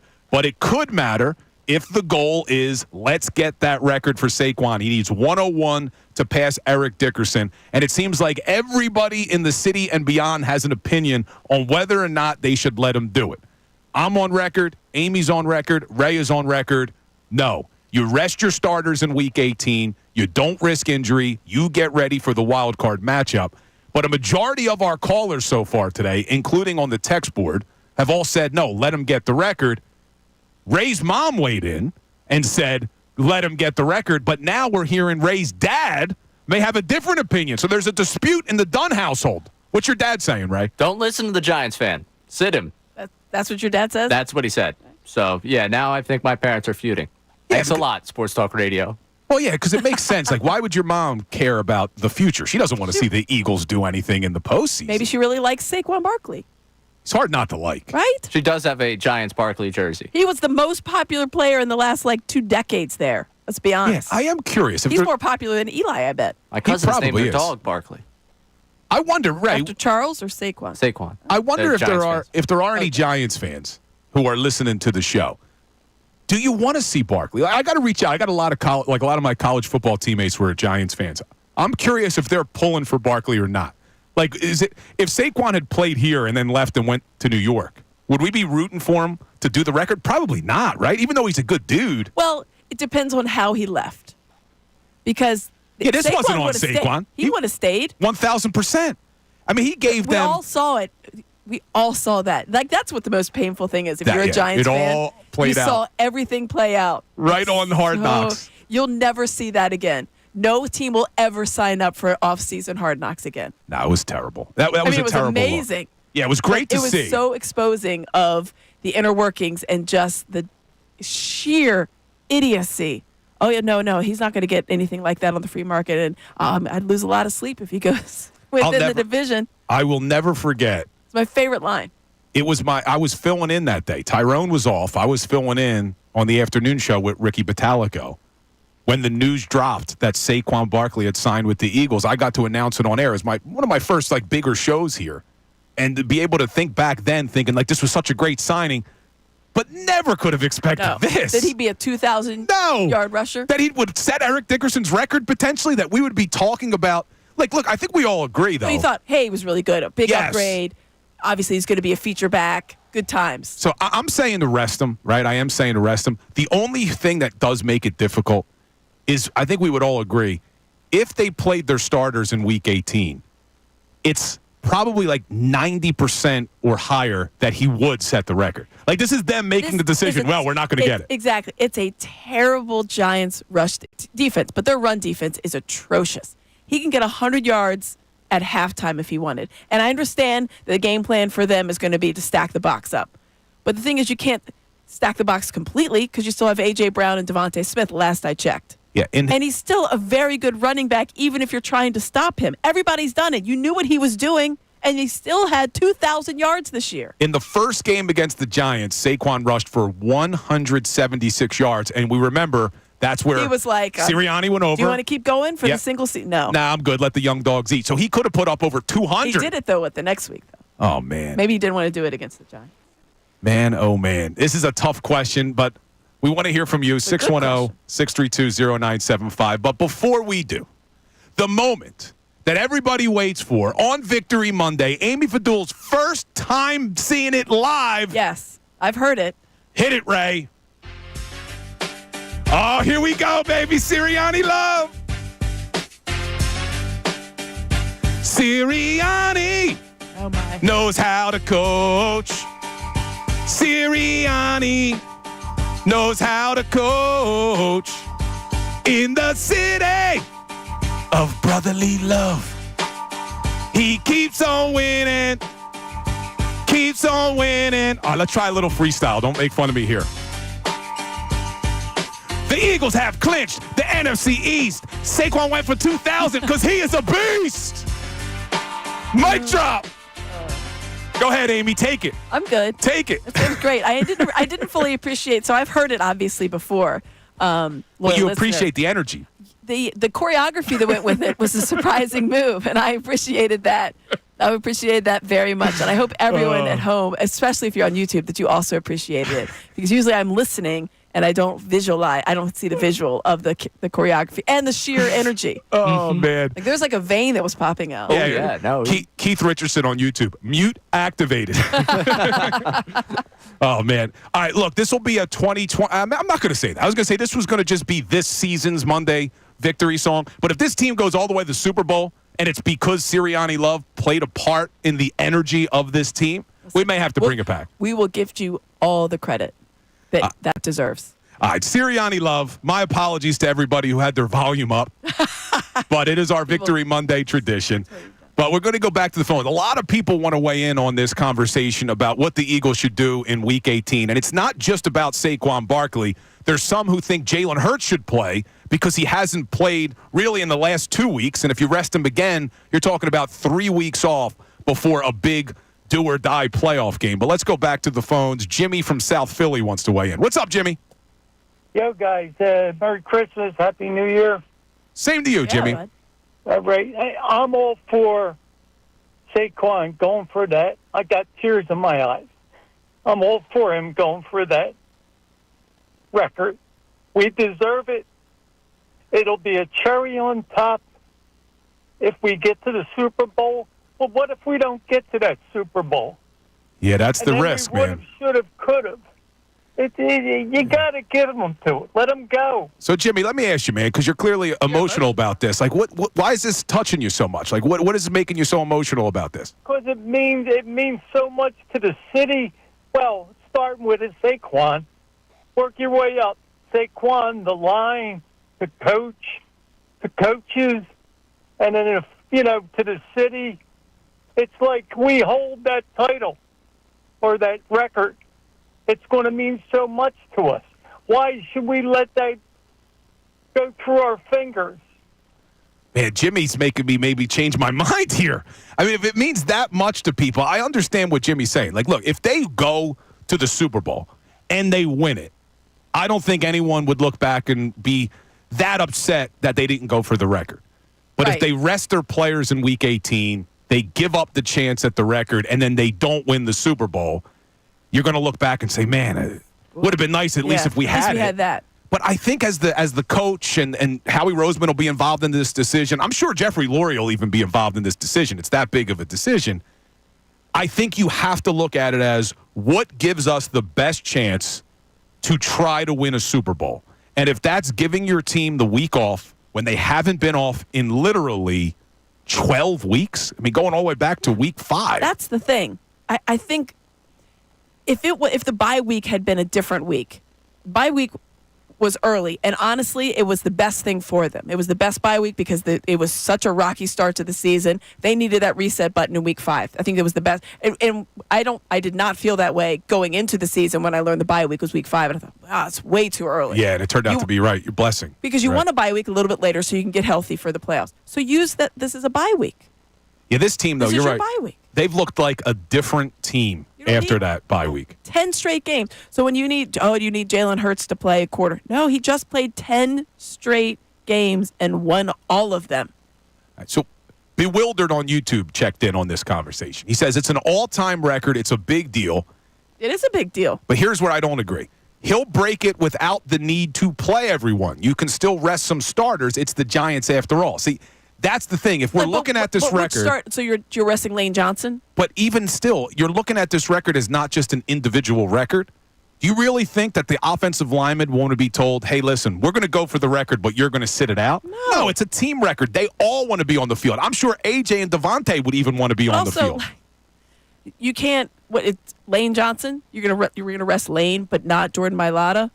No, you got him. You would have to either you're all in or you're not. You're all in or you're not. You're all in or you're not. But let's go back to the phones. A lot of people want to get in on this conversation. Now we're going to go to my man Terrell from Philly. What's up, Terrell? I haven't talked to you in a while, man. Hey, how's everybody doing? Hi, Terrell. I'm doing great. Happy New Year, brother. Happy New Year's to you guys. Before I get to my point, Ray Dunn, man. I know Salciunas started it, but I think y'all should bring back the vote, man. I think that was a good addition to y'all's show back in the day. I thought that was dope. It was a fun segment. You'll have to tell me what it is after Terrell gets off the phone. So what you got, Terrell? I got Saquon Barkley. I would rest him. I don't want no soft tissue injuries. I don't want no hamstrings. I don't want no groin pulls. I don't want no concussions. I just want to win the Super Bowl. I want to go down parade, and I want to see everybody happy on the parade day. That's all I want. I want a Super Bowl. I got a real quick question, and this has to do with Philadelphia real quick. Say you guys are head coach, and you guys were the head coach of the Green Bay Packers and the Commanders, our first round opponent potentially. Would you rest their starters? Yeah, Terrell, appreciate it, man. I would. If the game doesn't matter, then I'm resting starters. Now, with the Commanders and the Packers, the only thing that could change for them would be who's the 6 and who's the 7. Exactly. Seeding would matter for them. So, in that case, the game kind of means something. But if you are trying to avoid the Philadelphia Eagles, which no team's ever going to admit this, I'm trying to win Week 18 because I would much rather take my chances if I'm a 6 seed going up against the Rams than if I'm a 7 seed having to go to Lincoln Financial Field. Especially if you're the Commanders. I mean, yeah, you feel pretty good about, obviously, that you just beat them, but that wasn't a good game. I don't think that they realize that's – I don't think if I'm a Commanders fan, I would be more concerned going against the Birds in Lincoln Financial Field because I don't think that was – they didn't play the Eagles. They played a team that lost their way. No Jalen Hurts, and it was a fluky game with all CJGJ was gone. Yeah, and they had Slay, Jordan Davis, Josh Sweat, in and out. Yeah. I think I would be concerned if I was them. No team is going to admit that they're trying to avoid an opponent, but I would much rather take my chances as a 6 seed having to go to L.A. than having to come to Philadelphia and play what I think is the best team in the NFC. I'm putting the Eagles above the Lions and above the Vikings, but I am no longer going to underestimate the Minnesota Vikings. They impressed me what they did yesterday against the Green Bay Packers. But you know what didn't impress me about that game? Tom Brady, man. Come on, man. We're 17 games into the season now. He's still terrible. I mean, I don't think he cared to get better. I think he's kind of like, all right, I did it. Now I'm a part owner in the Raiders. I'll see you guys later. Yeah, maybe he's not good. Look, the problem is if they would have given him time to grow and maybe practice and all that, you threw him in as the number 1 color analyst on your station. No. You're making excuses for Tom Brady why he didn't get better over 17 weeks. Stop it. I am making excuses for him. Ray, look, you do this. You do this for a living, right? You do play-by-play for a living. It's not easy.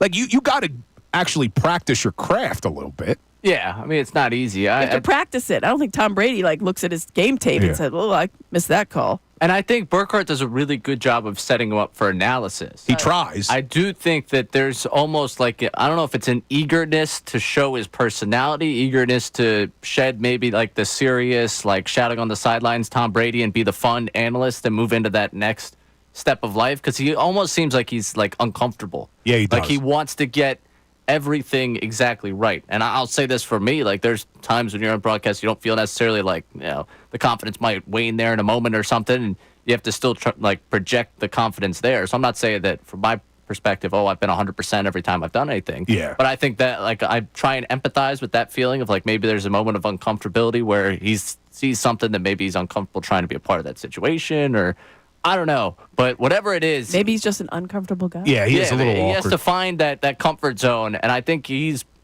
really, really good at breaking down what's happening on the field. You could see why he's such a good football player. When Burkhardt tees him up to, like, hey, what's this quarterback doing here? That's why they brought him in. That's why you spent all that money. The personality stuff right now to me is driving me nuts. Yeah, the personality, you're spot on with it. Because yesterday when I'm watching the Vikings dominate the Packers, some of the things that Tom Brady was breaking down about what Sam Darnold was doing at the line of scrimmage and then the reads he was going through made me very impressed with Sam Darnold. Because we keep thinking Sam Darnold, the guy you saw with the Jets, the guy you saw with the Panthers. That's not who Sam Darnold is right now. He's looking like the guy. He looks way better. Yeah, he looks like he was worthy of being a top 5 draft pick in the NFL. So let's go to the phones again because everybody has an opinion about what the Eagles should do in Week 18. Let's go to Todd on the cell. What's up, Todd? Hey, how you doing? What you got for? Yep, I got you, brother. Yeah, I think that we need to, you're talking about play a part in the energy of the team. I think it's important if you're going to continue to play something that plays a part in the energy of the team, let them go for the record. The offensive line wants it. He wants it. You got to keep that momentum going and build to the Super Bowl. Each thing it's not a competition with the Super Bowl. It's competitive with the Super Bowl. You get the record and you go and win the Super Bowl too.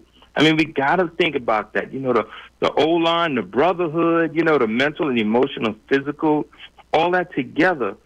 They want it, man. Don't break that up right now. Remember when Peyton Manning was going to try to win an undefeated season, and they decided not to win it? They went to the playoffs and they lost the first game.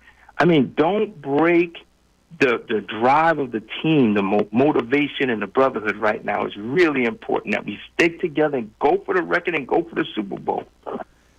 So Todd makes good points, and I get people who are talking about like the momentum, but I don't think giving these guys a week off after literally going 12 weeks without a bye is going to stop that momentum. This team is focused. Yeah. This team has a goal in mind. I think you could rest them this week, and they're still going to be ready to play in the wild card. Yeah, I think it goes back to that they've been playing for 12 straight weeks without that bye. Everybody else had a bye. Well, not everybody else, but most other teams had a bye much later. Certainly the opponents that you're going to be facing had a bye much later.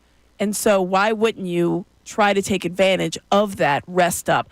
I just don't think that to me, obviously hindsight will tell us if this is true or not, but I don't think this team is in a position of they would be rusty having a week off. And in Jalen Hurts' case, it would be 2 weeks off, really, but he's coming out of the concussion protocol. He wasn't going to play this past week. We knew that. So really it's about him getting 100% healthy.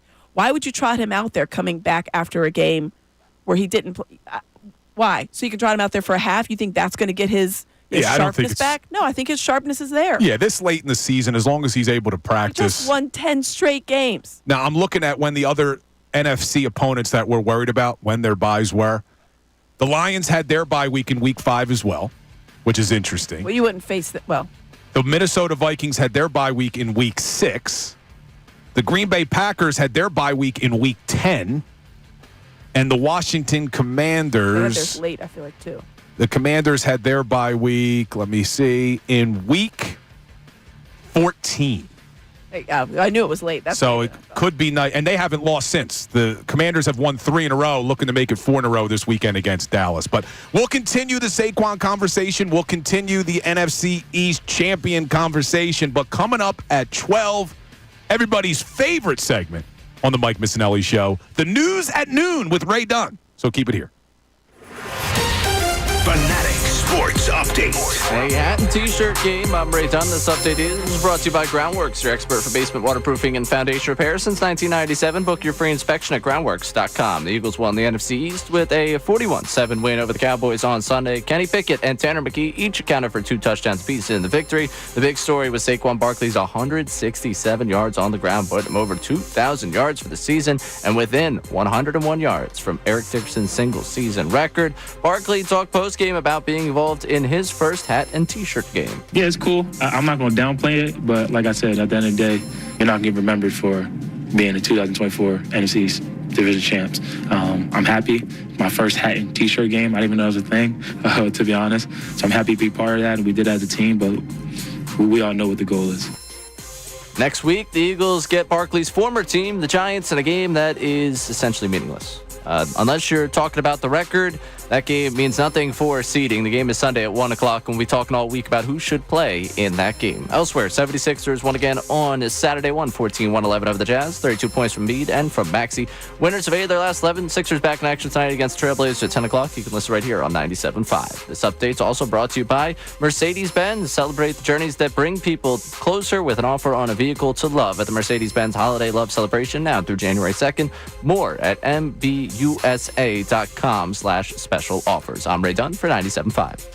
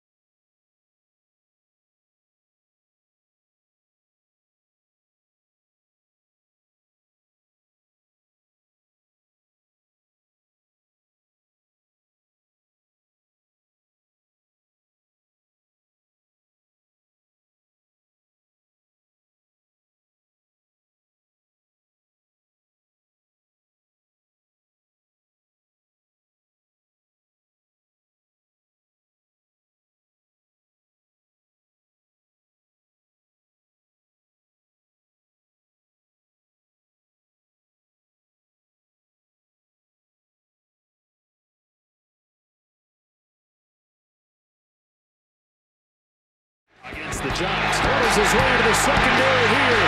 Saquon Barkley crosses the 25. 21 more.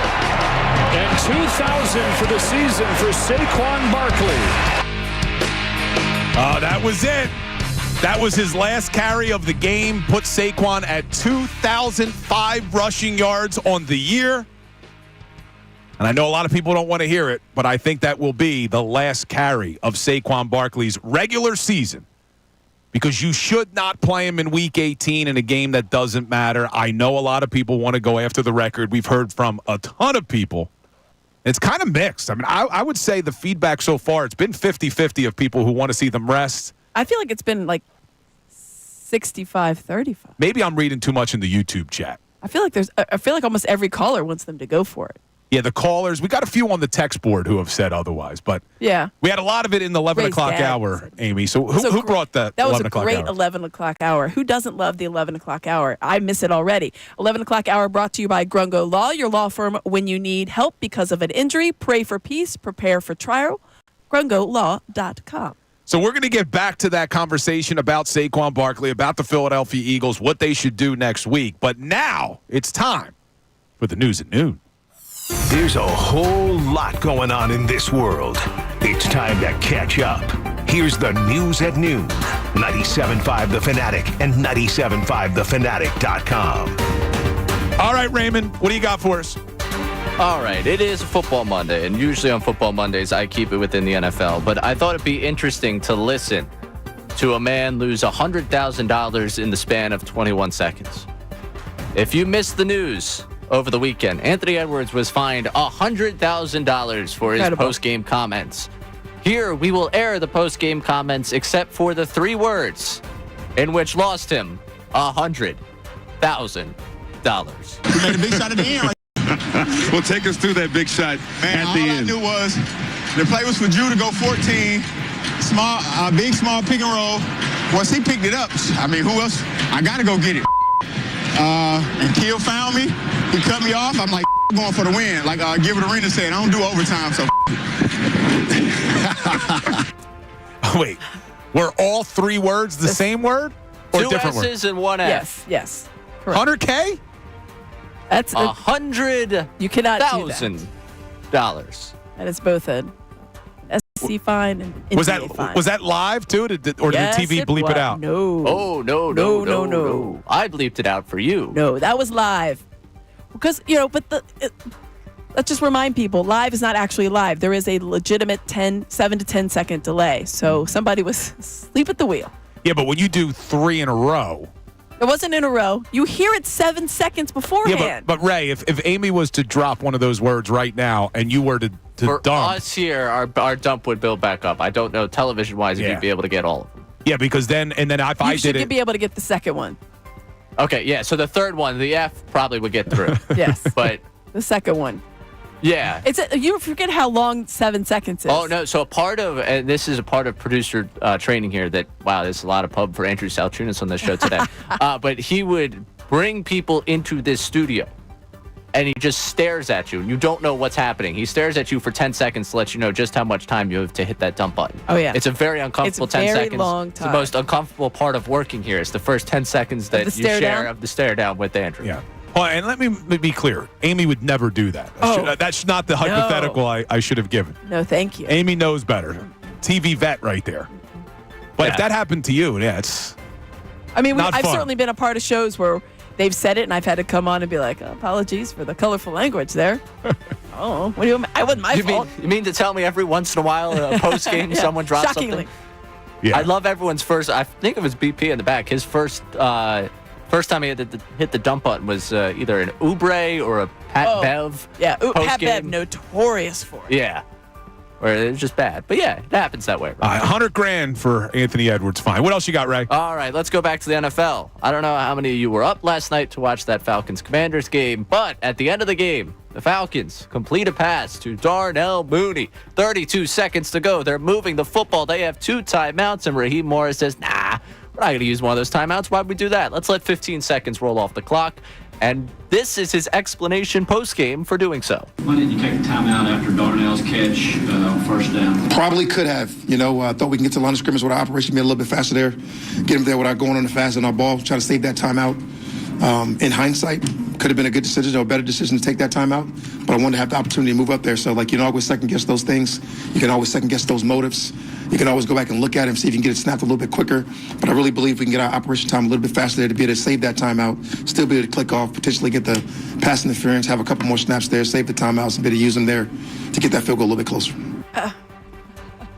Man, the field goal they attempted was 56 yards, too.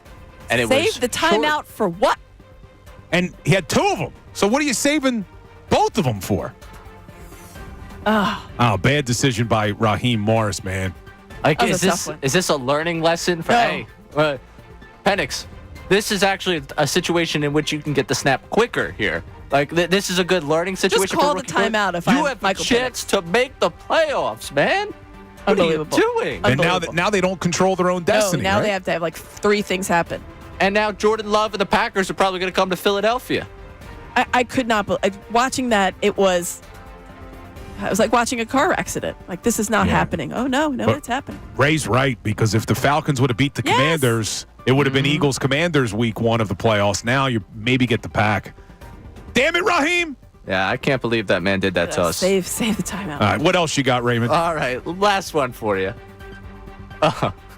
This is just great. This is just so much fun, this NFL season. The Jets are a downright disaster. Their fans are livid. They all deserve a darkness retreat from QB1, who apparently just said, yeah, I'm done for the day. I could not believe this. Aaron Rodgers, folks. This is unbelievable. Oh, here he is talking post-game about, I think I'm done with this game. I mean, it was 33-0. We were sitting there, and I said at some point, probably go with Tyrod here, huh? And then the next play, they threw a screen for a touchdown, so it's 40-0. I mean, yeah, it's pretty ugly. Pretty ugly in New York. Well, that's what they get. For both teams in New York. That's what they get. They both hitch their wagons to terrible quarterbacks at different points of their careers. Zach Wilson last year had them with 7 wins. Aaron Rodgers had him down 33, and then 40-0 to the Bills. And then thought, I'm good. Oh. But what's even worse about it all I'm good. is they also let Aaron Rodgers run the show. I mean, everybody he wanted, they let him bring in. From the coaches to the players. Coach. It's ridiculous. They got rid of their coach for him, and he denies that, and there's just no way. Garrett Wilson now might want out. Oh, it's just... It's you a hate mess. to see it. You hate to see what's happened up there to the Jets, and especially hate to see it happen to Aaron Rodgers. Starts at the top with Woody. You got a bad owner. You got a bad franchise. This stuff's going to happen over and over again, man. I feel bad for Jets fans. It's been a struggle for years. Speaking of bad owners, how great were the Eagles fans trolling Jerry Jones pregame? So great. Before the Cowboys. So great. That's always a win. So what were they? They were applauding him, saying, "Great job, Jerry. Keep up this great work." Yeah, make sure you keep Mike McCarthy out there. But I got to give Jerry Jones some credit because he did humor them a little bit. He did say, "You guys are good. You guys are good. Like, you got me." But do we think, though, like in all seriousness, with the way this guy's mind works, us making fun of Jerry Jones for keeping Mike McCarthy around, is there any chance that actually really hurts his chance of sticking around there? Or that we celebrated it last year. No, but like to his face. Oh, I see. Because I don't think Jerry Jones is really in the weeds with listening to. Listen, Jerry Jones does what Jerry Jones wants. That's what I mean, though. But if he starts to feel his ego's hurt by having Mike McCarthy around, I don't think anything could hurt that guy's ego. But I think yesterday was the nail in the coffin for Mike McCarthy. Like, the team had been playing hard. They won 4 or 5. And I think blown out. There was the question of maybe they bring him back. Look, the team's playing for him. But when you come into Philadelphia and get dominated the way they got dominated, that may be the only negative coming out of yesterday's game. Oh, Mike McCarthy's probably gone. I thought the game was closer except for the scoreboard. Oh, Right? good tease there, Amy, because coming up next, Ray found some audio of Micah Parsons post-game. And Micah Parsons is a smart dude, saying maybe the most asinine thing I've ever heard. You definitely want to hear this. Micah Parsons coming up next. Happy holidays from the Fanatic family to yours. Hi.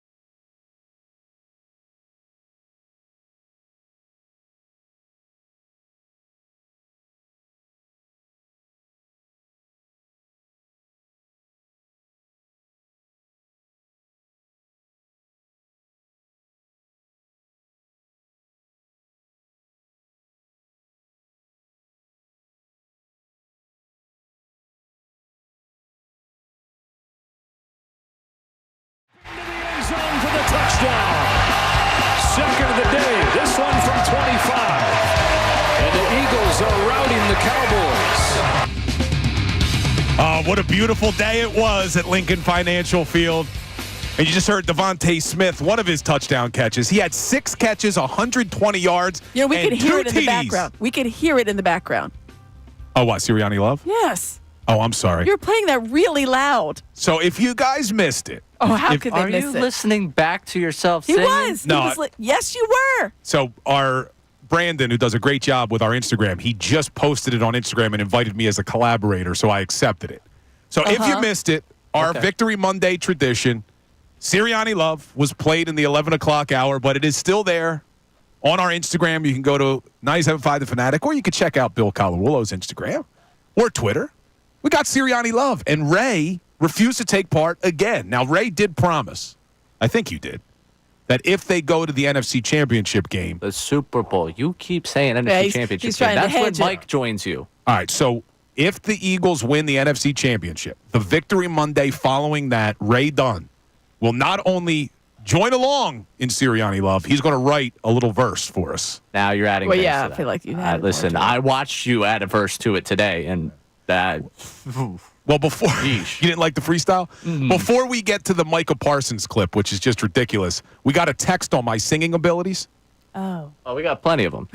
Week in Well, and week yeah, out. it is. It's yeah, plural. That's a plural right there. You see that? Mostly Text. positive, I assume? Yeah. Yeah, the text from your family members was very positive. Other than that, no, very negative.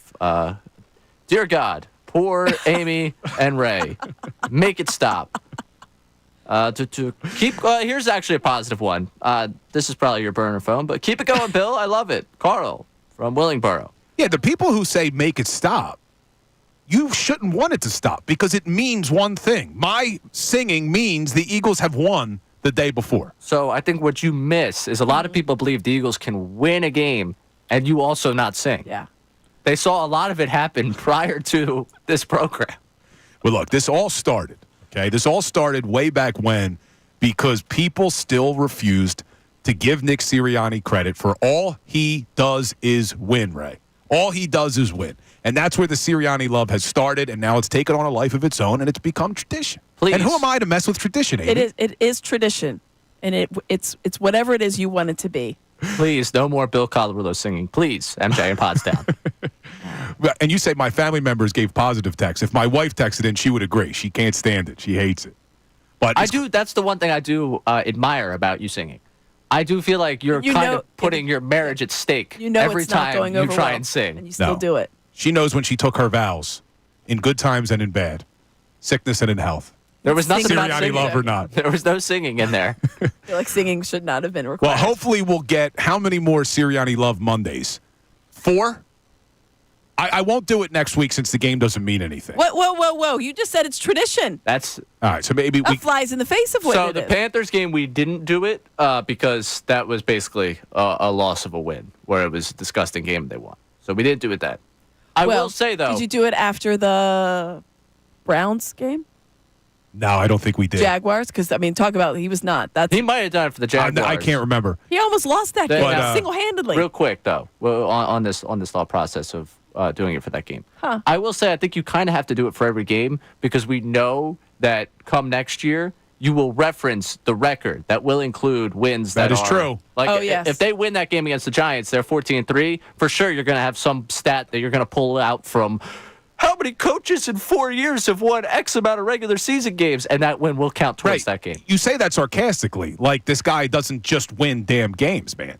I'll give you the song if you want it, but I'm not going to feel good pressing the button. All right? I've said this. There it is, Ray. And I've given this information before. But having won 13 games this season, Nick Sirianni is now the first coach in franchise history to have more than one season with 13 or more wins. Andy Reid never even did that. I mean, seriously, and this isn't even a joke, and I know it's a shtick that I love Sirianni and all that. Not a shtick. But think back now to how successful the Andy Reid era was. I know he never got the Super Bowl here, but how successful that era was, and he never even had more than one season with 13. And before people say, well, they only played 16 games, not 17, both times that the Eagles under Sirianni got those 13 wins, they did it before the 17th game. I'm going to give Sirianni his flowers. I think it's great. He's been obviously very successful here. The team has been very successful. They've also committed to having two of the best wide receivers in the history of the Eagles. Andy Reid had James Thrash, and I believe Dylan has one that he's putting up on the Instagram, a guy that I had never heard of. Oh, yeah, he was a tight end. He was a tight end on there. Never heard of. On the Guess the Eagle. He's making those very, very difficult. Yeah, I didn't like I got this the one. sixer. I was like, who in the world? But it is a testament to both Nick Sirianni doing a good job, the front office doing a good job, giving him actual players, and him being good at his job. But also, does it say a lot about the Eagles as a franchise? No, it definitely does. Look, not in a good way.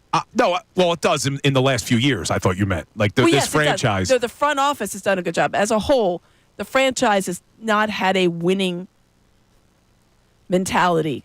But there are still people, though, who dislike the head coach and don't give him any credit for this team being as good as they've been. I mean, see, there's more to being a head coach than just calling plays offensively or defensively. I'll give you that. And as good as Shane Steichen was as an offensive coordinator, not having a lot of success in Indianapolis as a head coach.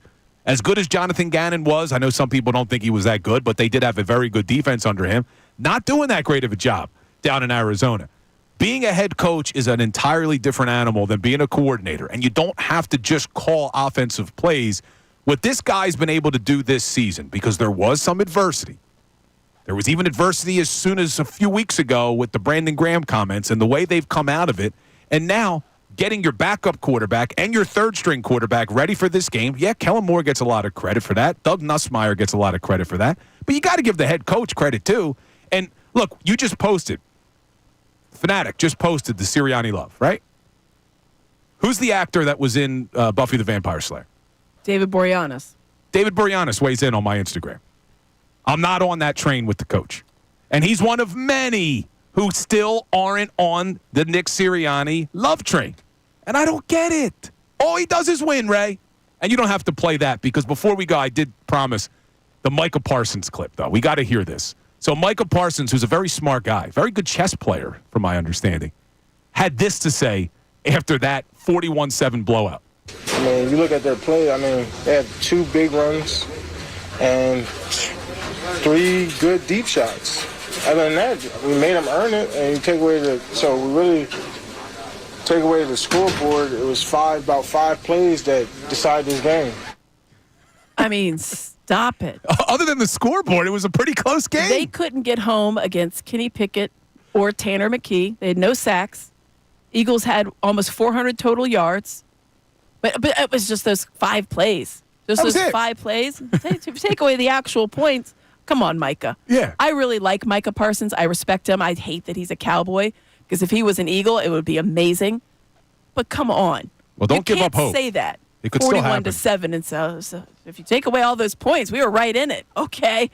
Sure, guy. One of my favorite things that happens in this space in sports media is the qualification of, well, if you take all the bad things away, it was actually good. And Parsons does exactly that right there. If you take away all that was bad, it was actually pretty good for us. Yeah. If you take away the Eagles' 41 points, we actually won 7-0. Aside from that, how was the play, Mrs. Lincoln? Exactly. Yeah. Take away the scoreboard. Stop it.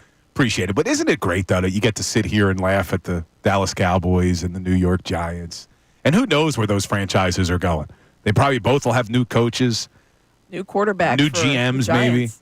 New quarterback for the Giants. It's a very fun time to be a Philadelphia sports fan. Slowly working in Joe Shane's job security again. He's just hunting for it. Maybe new front offices? Yes. Hint, hint. But a couple of things coming up, because obviously the big topic of today has been Saquon Barkley. He's 101 yards away. We still want to hear from you whether or not you would play Saquon and the starters in Week 18. Along those same lines, would you consider playing Jalen Hurts? But when we're having that conversation, I also want to just ask the question, are people ready to accept that Nick Sirianni is a good coach? Are they ready to accept it? Because I'm still getting pushback on my social because for whatever reason, I'm known as the Sirianni guy. What do you mean for whatever reason? I don't get it, Ray. It's not like I sing songs about the man. But for whatever reason, people are still pushing back against the head coach. So I want to hear from you on that as well. Are you ready to accept that he is a good head coach? 610-632-0975. Keep it right here. Fanatics Sports Update. A hat and t-shirt game. I'm Ray Dunn. This update is brought to you by Mercedes-Benz. Celebrate journeys that bring people closer with an offer on a vehicle to love at the Mercedes-Benz Holiday Love Celebration now through January 2nd. More at MBUSA.com/special offers. The Eagles won the NFC East with a 41-7 win over the Cowboys on Sunday. Kenny Pickett and Tanner McKe each accounted for 2 touchdowns in the victory. The big story was Saquon Barkley's 167 yards on the ground, putting him over 2,000 yards for the season and within 101 yards of getting that single-season rushing record, breaking Eric Dickerson's record. Barkley talked postgame about being involved in his first hat and t-shirt game. Yeah, it's cool. I'm not going to downplay it, but like I said, at the end of the day, you're not going to get remembered for being the 2024 NFC East Division champs. I'm happy. My first hat and t-shirt game, I didn't even know it was a thing, to be honest. So I'm happy to be part of that, and we did it as a team, but we all know what the goal is. He didn't know anything about that because of his former team, the Giants, who the Eagles will play in Week 18 in a game that is meaningless unless you care about that record. The game is Sunday at 1 o'clock, and we'll be talking all week about who should play in that game. Elsewhere, 76ers won again on Saturday, 114-111 over the Jazz, behind 32 points from both Embiid and Maxey. Winners of 8 of their last 11. Sixers back in action tonight against the Trailblazers at 10 o'clock. You can listen to the game right here on 97.5 The Fanatic. I'm Ray Dunn, the home of the 76ers and the Flyers, 97.5 The Fanatic and 97.5thefanatic.com.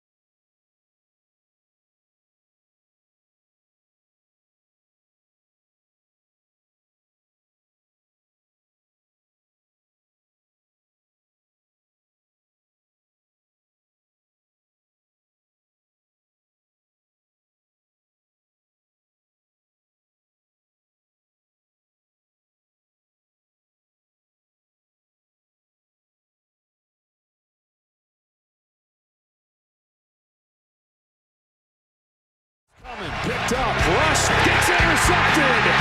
Breaking in front of that is C.J. Gardner-Johnson. And house call.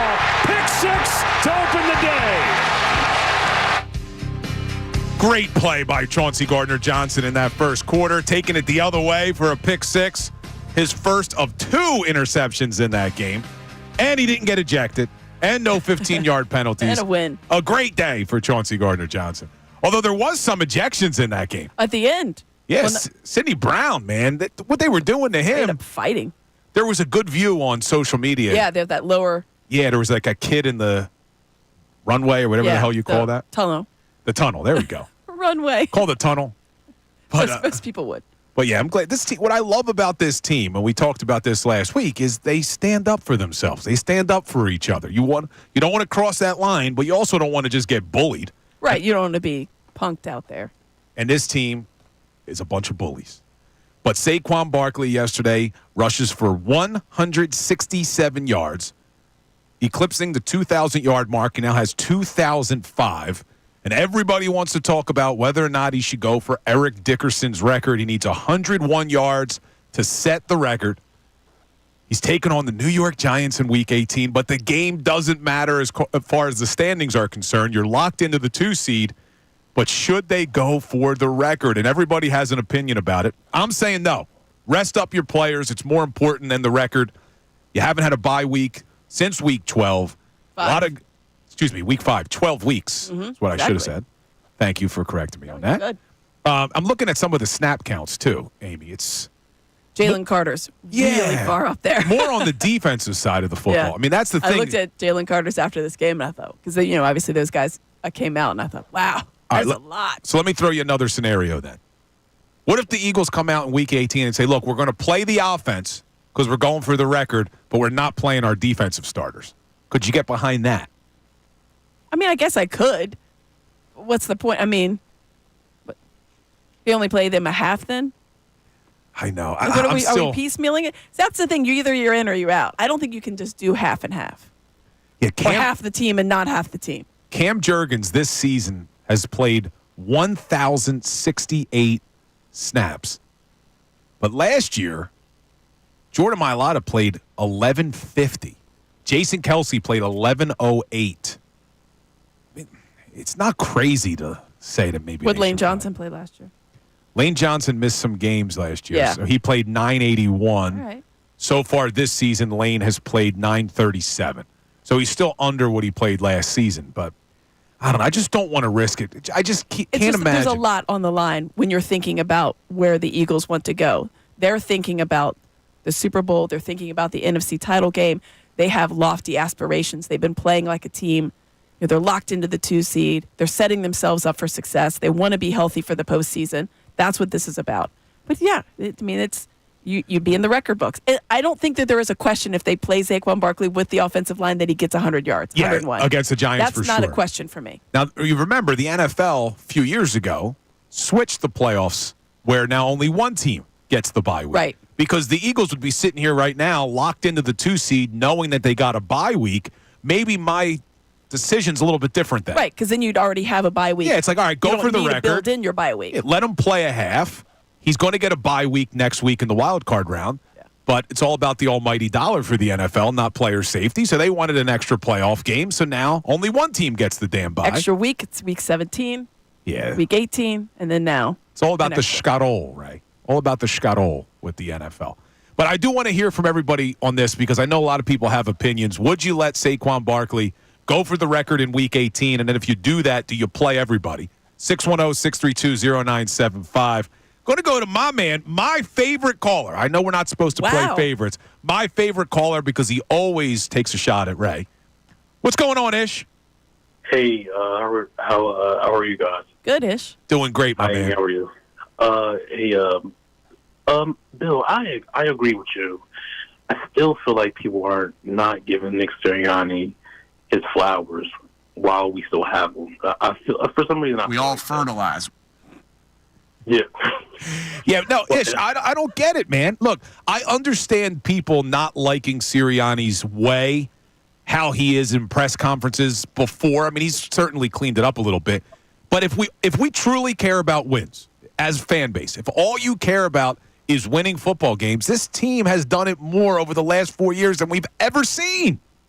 Yeah, like I was listening to the station yesterday, and I think Kevin Cooney was still talking about the old Nick Sirianni's press conferences with the Browns and Jacksonville, and well, you got to remember Kevin Cooney, and I love Kevin, but Kevin Cooney may have been the biggest Sirianni hater going into this season. Yeah. I mean, he thought he was going to be gone at the bye week, so Kevin Cooney's still coming around, but we're going to get him. If we could get Kevin Cooney singing Sirianni Love by Super Bowl Sunday, that would be the biggest 180 in the history of sports talk radio.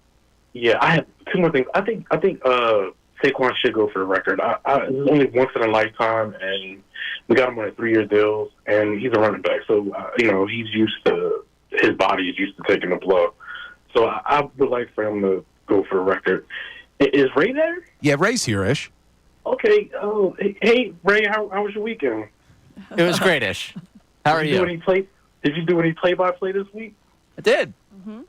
Okay, I heard you was doing backyard basketball play-by-play with Pablo. Is that true? No, it's not. Great game, though. Oh, yeah, that's what I heard you was doing commentary on that. So I was just wondering. Oh, my. All right, Ish. This is your king, by the way. This is the one you anointed your favorite caller. You gave him that. He made a backyard basketball joke. He's With trying. Pablo. Like it would be at my expense. Backyard basketball is a great game. Amazing. And Pablo, probably one of the best fictional players of all time. Correct. I know, but I give Ish an A for effort every single time. He does try to take his shots at Ray. What type of participation trophy generation crap is that? An A for effort. That's shameful. He's trying, Ray. He's trying. Half the audience is lost. They have no idea what Ish was trying to accomplish right there. Yeah, I didn't get the joke either, but Ish loves to call in and take his shots at Ray. He was trying to disparage Ray's Ish. Play-by-play. You know I love you. No, he wanted to just disparage me. Yes, not your actual talent. Ish, you know I love you, all right? But I'll tell you something right now. That joke right there was Mitch level. All right? Wow. Please don't say his name. We don't need Mitch.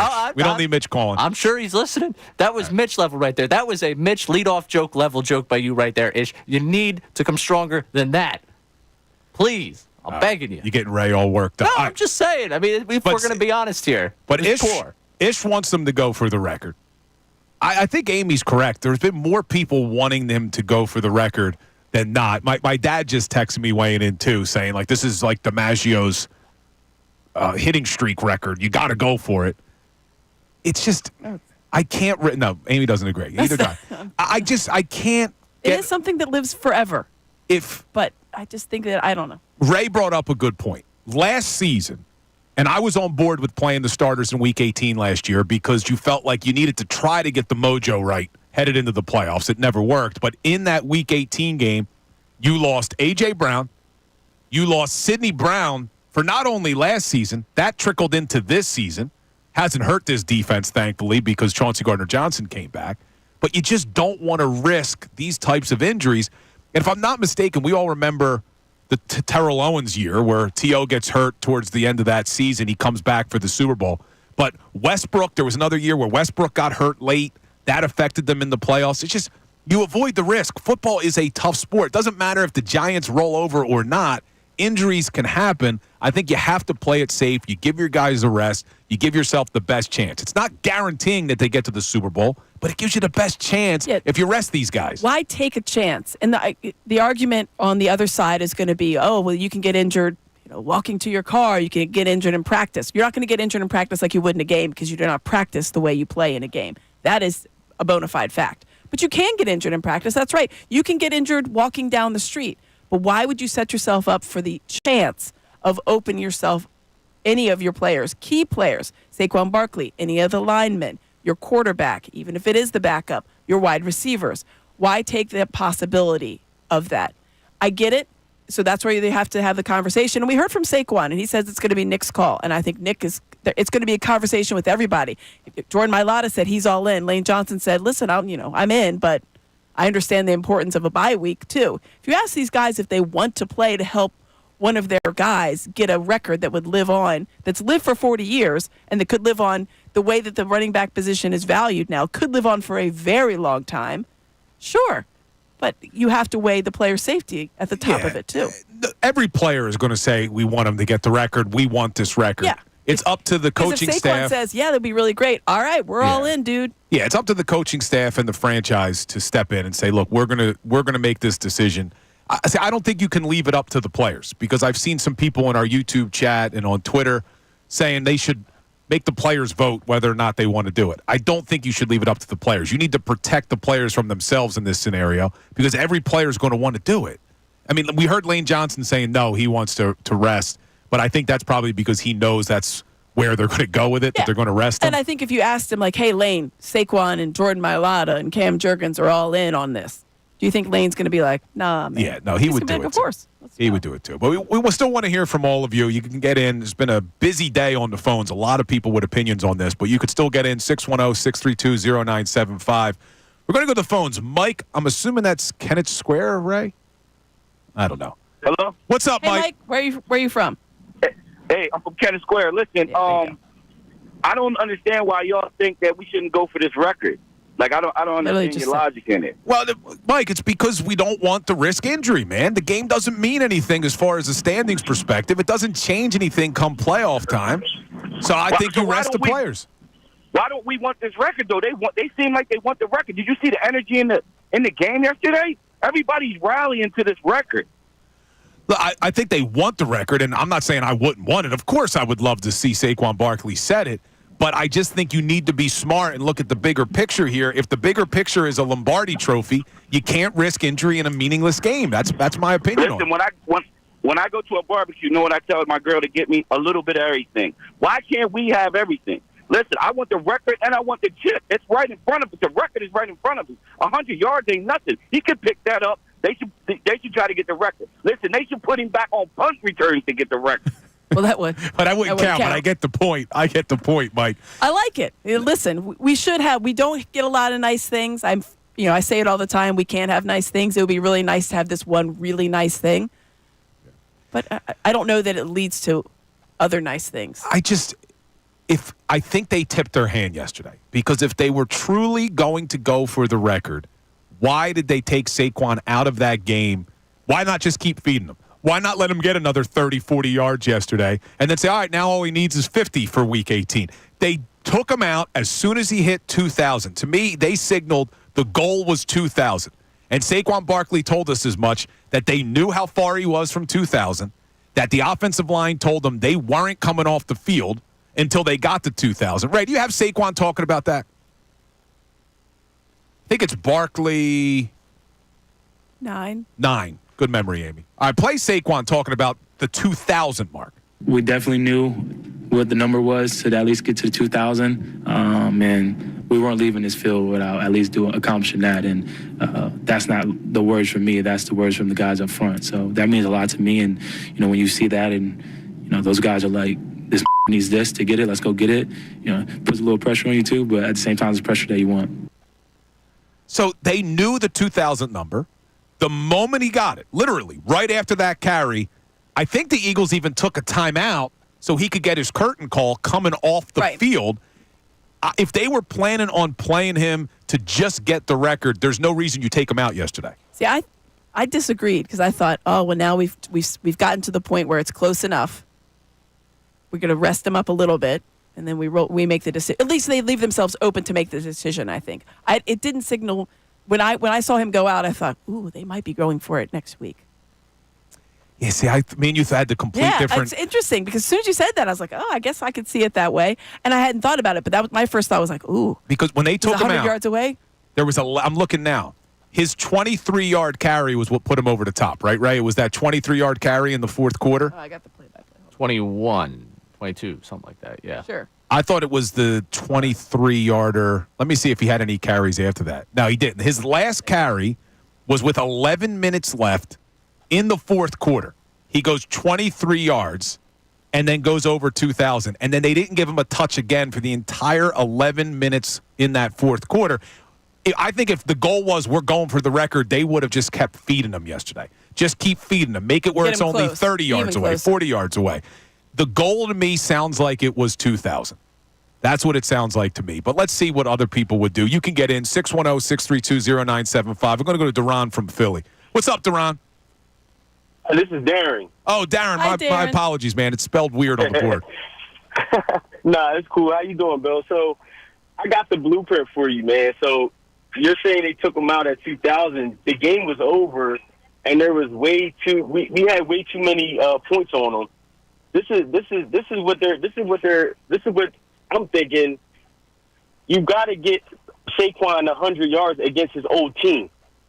That's one of my big things right there. Now, if it wasn't the Giants that we were going against this last game, there's a little bit different dynamics with that. But going against your old team, you're going to go in there. He got 100. They said he got 100 and something against the Commanders the last game when we played the Commanders in the first quarter. So you're going to go in there. You're going to dominate the first quarter. He should have it in the first quarter. Yeah, I can't imagine he gets 100 in the first quarter, but Maybe I mean, the it's first possible. It's possible. Far of it. Yeah, so Let's start making the calls up to the WFAN up there in New York. So What do Ray you guys calling. think? Should they just go ahead and bag it? Hey, it's Ray from Hackensack here. Just want to check in with you guys. I think that the Giants should actually let Saquon get the record here. I'll hang up and listen. Yeah, Ray's saying Farvit. So he wants on the opening kickoff, the Eagles just kneel it at the 1, and then the Giants let the Red Sea part, and Saquon goes 99 yards, and then all he'll need is a 2-yard carry, and then you put him on Can the you bench. imagine? It's never going to happen. Oh, could you imagine how mad Eric Dickerson would be? He would be. He would. Gastineau has nothing on the anger that Dickerson would unleash. Oh, It's not going to so happen. mad. Come on. It's not going to Let's happen. make that old timer upset. But Ray and Amy, we both said, or all three of us had said that we would rest him. That was what we would do. Yes. But coming up, I want to pretend that it's not our decision because it's not. Are you sure? And No, it's not. I was told it was up to me. We're going to pretend it's My not call. ours. What we think they're going to do, not what we want them to do. What we think the Eagles are going to do, and I'm going to play for you what Saquon Barkley said after the game about going for the record, what Nick Sirianni said after the game about going for the record, and what Jordan Mailata said after the game about going for the record. And I want to try to think, what are they going to do? Not what we would do, but what we think the Philadelphia Eagles will do. We'll continue to get to all of your calls and texts as well. 610-632-0975. Keep it right here. Fanatic Sports Update. And T-shirt game. I'm Ray Dunn. This update is brought to you by KFC. Get the KFC festive feast for $25.99 and fill the table with 6 tenders, 6 pieces of classic fried chicken, 2 sides, and 3 sauces. The Eagles won the NFC East with a 41-7 win over the Cowboys on Sunday. Kenny Pickett and Tanner McKe each accounted for 2 touchdowns apiece in the victory. Of course, the big story, Saquon Barkley's 167 yards on the ground, putting him over 2,000 yards for the season and within 101 yards from that single-season rushing record. Barkley talked post-game about being involved in his first hat and T-shirt game. Yeah, it's cool. I'm not going to downplay it, but like I said, at the end of the day, you're not going to get remembered for being the 2024 NFC East Division champs. I'm happy. My first hat and T-shirt game, I didn't even know it was a thing, to be honest. So I'm happy to be part of that, and we did that as a team, but we all know what the goal is. He didn't even know that they were a thing. That's a big piece of the blame to that goes to the Giants, who the Eagles will play against in Week 18 in a rather meaningless game, unless you are really invested in that record. The game is Sunday at 1 o'clock. We'll be talking all week about who should play in that game. Elsewhere, 76ers won again on Saturday, 114-111 over the Jazz, behind 32 points from both Embiid and Maxey, winners of 8 of their last 11. Sixers back in action tonight against the Trailblazers at 10 o'clock. You can listen to the game right here on 97.5 The Fanatic. I'm Ray Dunn, the home of the 76ers and the Flyers. 97.5 The Fanatic and 97.5thefanatic.com.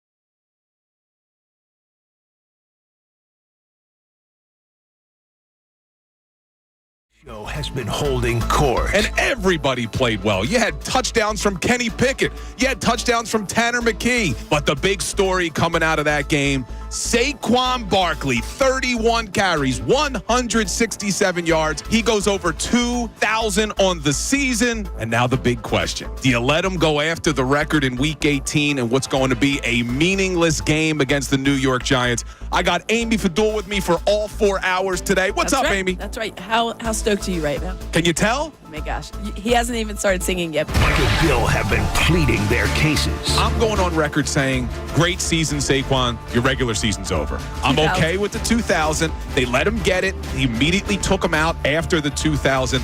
I am not risking the injury to Saquon Barkley to chase the record. Else. Exactly. Rest everybody. They need it. It's like on its face, but at the same time, it's everyone's out there. You mentioned Jordan Mailata, Lane Johnson. They all have to play. Jurgens. They all have to play. Jalen Hurts. So you're on board with me. You would rest everybody. What are you doing, Amy? Come on, I need you on record here. No, I would. Yes, I would. Prudent. It's a prudent move to go ahead and rest him. But it's selfishly, as a fan, I want him to go for the record. I want it to be his.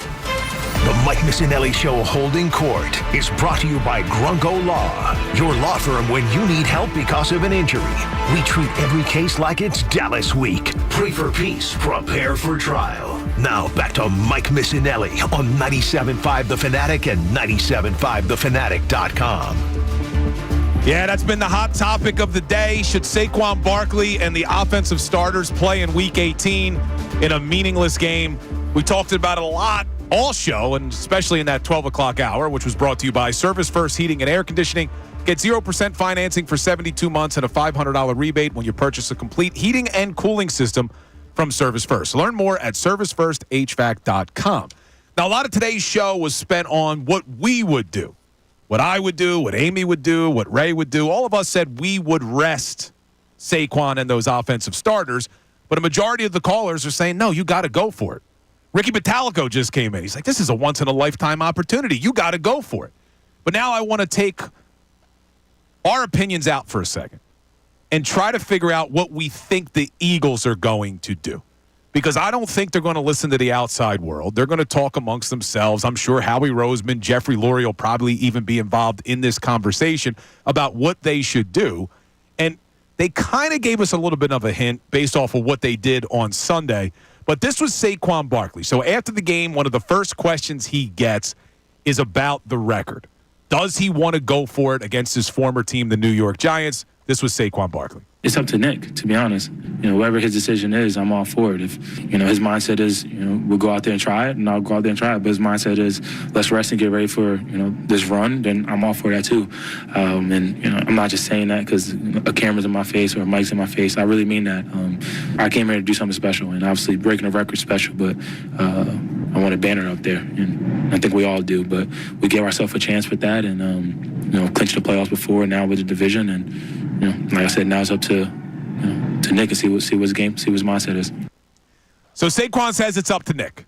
It's going to be Nick Sirianni's decision, but he did leave the door open saying if he says we should rest and get ready for the playoffs, then I'm all for it.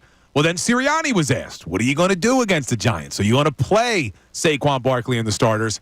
This was Nick Sirianni. There's a lot that goes into it. We'll watch some games tonight, see how things are going, and then we'll do what we need to do. Always got to do what's right for the football team to reach our goals of what we need to do. And like I said, I got a lot to think about, and I'm gonna enjoy this, and then I'll think about it tonight at some point. So a lot goes into it. He says we're going to watch the games tonight to see how things go. Well, the games didn't go their way yesterday. You needed the Vikings to lose to the Green Bay Packers. That doesn't happen. The Vikings win, so now Week 18 does not matter.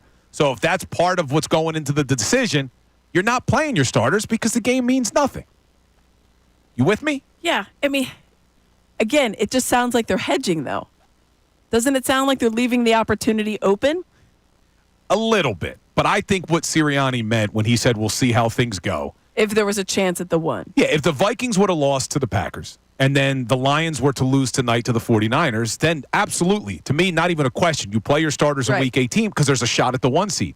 But now that you know, no matter what happens, you can't get higher than the 2, you just leave it. You just let it go. Rest up. You get everybody feeling good. as healthy as possible. Now, a lot of people are thinking, well, what Sirianni's going to do is he's going to ask the players. And you heard Saquon say it's up to Nick. Well, now you got your left tackle, Jordan Mailata, and your right tackle, Lane Johnson, pretty much saying completely different things. Let's listen to Jordan Mailata first about what he wants to do next week. Do you guys want to play to give him a chance to bring the Absolutely. As a captain, is that something you'll speak up on? Yeah. Even if the game has no meaning towards your seeding, you want to play and you want Saquon to play to get that. How come? Why not? It's an opportunity to make history. So Jordan Mailata, not pulling punches. He wants to play. He wants an opportunity to make history. That's the way they ask the question. Do you want to play? Yeah, And I think he does. Of course. I guess every player is going to say they want to, but Lane Johnson now. How was his question? At the other position, the other right tackle, this is what Lane Johnson said. I mean, Eric Dickerson's record was 16 games, so if it was 17 games, it's not going to make sense anyway. So, Eric Dickerson is who he is. Saquon is who he is, and we just want to get to 2,000, and we were fine with that. And so, yeah, better be safe than sorry. So that's Lane Johnson. I'd like to hear the question. So the question itself was asked if the game next week means nothing. Okay. Saquon's still in pursuit of the record. There you Would go. you guys like to play? Yeah. That's not the exact wording, but that was the That's close enough. gist Okay. of the word. That's good. But what he said right there is we wanted to get 2,000.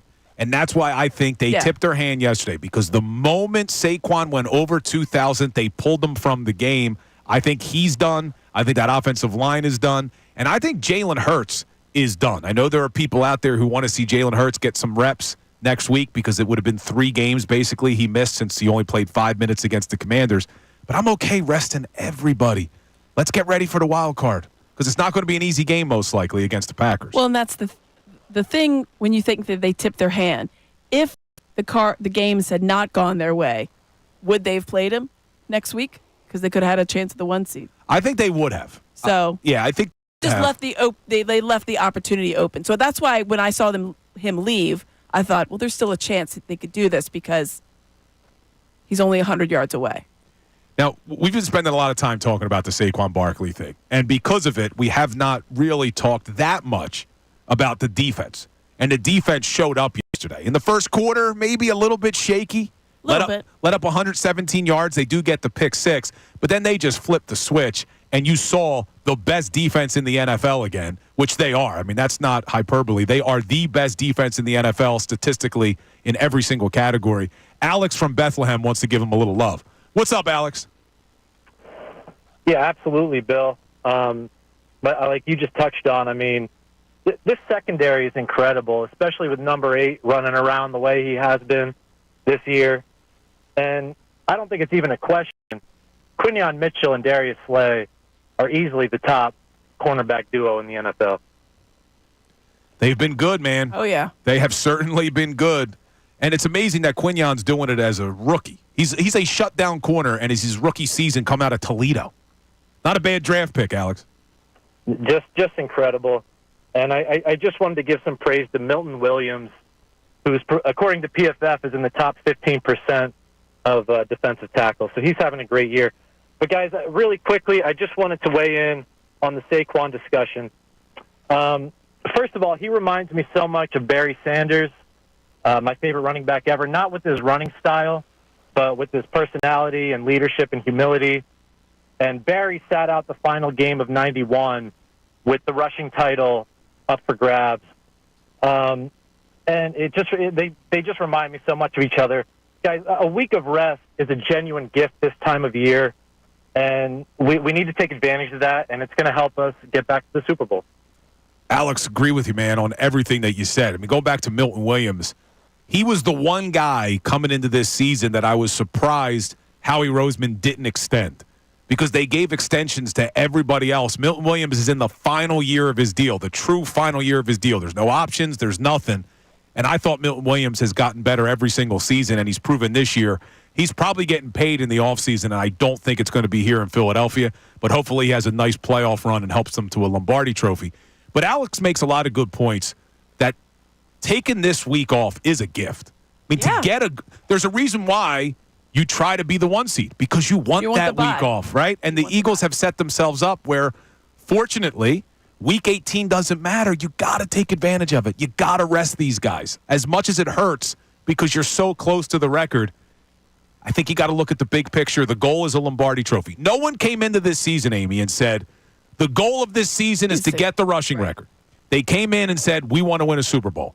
And it's not a guarantee that you get to the Super Bowl by resting your players, but it certainly helps. Yeah, and I think that's the thing. It is such an extra gift, and we never thought in the history of when you thought Saquon Barkley was signed, when they signed him here, you thought, oh, wow, he's going to be a good running back. Big upgrade. They're so excited about it. I don't think 2,000 even entered into the equation. Have a really good year, maybe 2,000 total yards, right, between catching and rushing. But now that it's here, it's just something that's like dangling like a little carrot right in front. And it's so close in the grasp, the 100 yards. And if things had gone not their way as far as not locking up the 2 seed, that they had a chance of the 1 seed, you would see Saquon Barkley out there. And maybe you'd only see him for a half. And so maybe they could still, but to me, it's like you're either you're in or you're out. I don't know about this. People are calling him, maybe he can get it by the first quarter. Yeah, I mean, sure. But are you either you're in or you're out? And if you try it by halftime and he's still like 25 yards, then you got to go. Right? Yeah, so then you're in. If you're right. You're either in or out. I think if it's not you're playing the first quarter, it's not you're playing the first half, it's look, you're playing until you break the record. Because you can't go into it and then say at halftime, hey, guys, I know Saquon's only 7 yards away, but I only gave you a half. Right. But, man. That's it. I just pulled up the NFL rankings for defenses. It is hard to look at these rankings and say, man, don't let Saquon play. The New York Giants are 31st against the run. I know. 31st against the run. They're not the worst team. Oh, my God. They're the second worst team. 31st in yards against, 28th in yards per carry against. Oh, man. I got to stay true, though, to my feelings on this. You rest them. You get ready for the playoffs. The goal is New Orleans. It's not beating Eric Dickerson. But there's a lot of people who want to weigh in on this, Amy. You can have both. I think that's what people want. They want all the nice things. They do. Bill. They want it all. They want it all. We're being a little bit greedy. But we haven't had a lot in this city over the last 40-something years, so why not be greedy? But I think you give yourself the best chance. But we're going to continue this conversation. There's a lot of people on the line who want to weigh in. We'll get to all your texts, all your calls. And I still want to hear from you about the head coach. Are you ready to admit that this guy is a good damn coach? We got 4 years in a row now. You made the playoffs. Another 13-win season. What else does he need to do? Maybe it's the Lombardi Trophy. And resting your players gives you the best chance. We'll continue that conversation coming up next. Happy holidays from the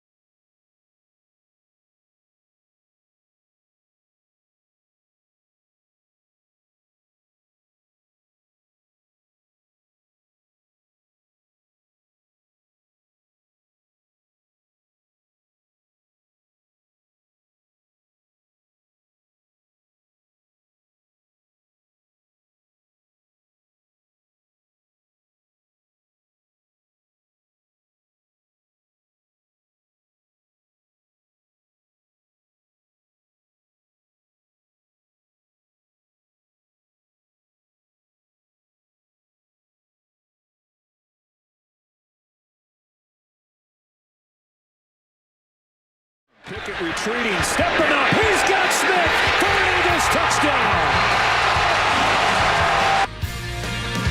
Kenny Pickett with his first touchdown pass as a Philadelphia Eagle and his first start for the team he grew up rooting for to come into Lincoln Financial Field and beat the Dallas Cowboys, clinch the NFC East.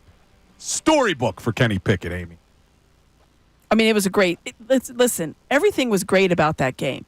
The fact that it was a beatdown, the defense turned back into what we thought they were going to be.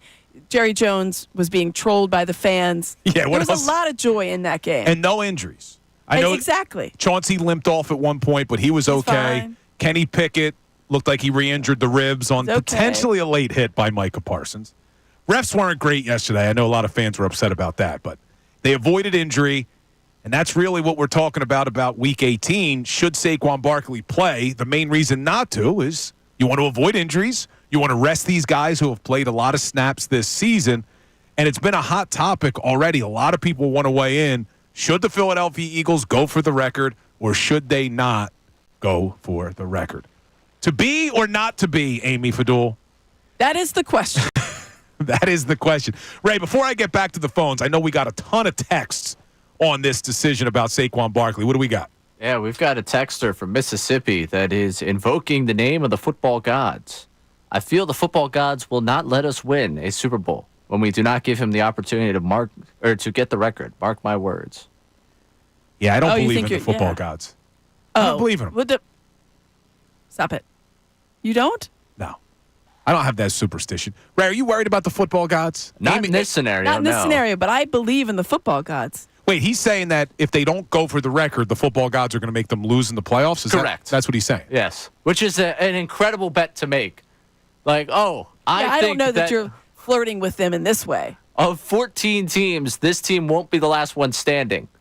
And the reasoning is this. It's not going to be the football gods that the reason they're not standing at the end. They would have to have made a mistake or done something wrong.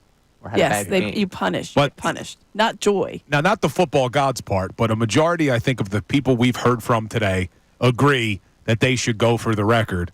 And we got a full board of people who want to weigh in on this conversation. Let's go to Chris from Lancaster. Chris, what's up, man? You're on The Fanatic. Hey, how's it going? All good, brother. So we have an opinion on this Saquon Barkley record. Yes, we all know the risks that are out there, of course. But do you feel Saquon Barkley is a Hall of Fame running back? It's probably borderline at this point. I mean, this season's certainly helping his cases, but not everybody in the 2000 club is a Hall of Fame running back. Okay. Well, when you look at Eric Dickerson, he's in the Hall of Fame. Correct. So Eric Dickerson hasn't won a Super Bowl. So this kind of thing for Saquon Barkley, as selfish as he's not selfish. You look at it and say, okay, well, he probably wants to get in the Hall. They all want to play. They all want to get into the Hall, wear the gold jacket. This is the kind of thing that they may not. They may lose this year and not make it to the Super Bowl and whatever else, and then it's all forgotten. This is the kind of thing as a Philadelphia athlete, you want to be able to wear that that on your sleeve, and us as fans want to be able to say, you know what, he's one of the greatest running backs ever from Philadelphia to be in the Hall of Fame. And you look at that and say, okay, well, it could all change in an instant, but this may not happen ever again. Yeah, so first off, Eric Dickerson has over 13,000 rushing yards in his career. That's why I think he's in the Hall of Fame, not just because of that one season. Saquon has 7,200. But, Amy, I mean, do you think if Saquon plays next week, gets the single-season record in NFL history, I don't think that guarantees him into the Hall of Fame. He's still going to have to do a little bit more in his career. Yeah, I mean, Eric Dickerson was consistently a top running back. Saquon Barkley obviously has a chance to do that and has shown that he can do that. He was on a bad Giants team for his entire career, and his best year was his rookie year, and then he became the only option for them after that. They didn't have a lot of receivers. Now they have Malik Neighbors and whatever else. But I think that he would have to have another couple of seasons at this threshold of like 1,500, 1,600, 1,700, those kind of really prolific numbers. But to the caller's point, but I mean, it would certainly put him in the conversation. Help him. Yeah. Oh yeah, it would certainly put him in the conversation if he has the all-time. Yeah, the 2000 helps. Gets him right there. Chris Johnson's not in the Hall of Fame. Now, Chris Johnson fell off a cliff a couple years after that season. Guys I've ever seen. up close. It was like a blur. The year he went for 2,000, I had him on my fantasy team. So Is Derrick Henry a Hall of Famer? It's a good year.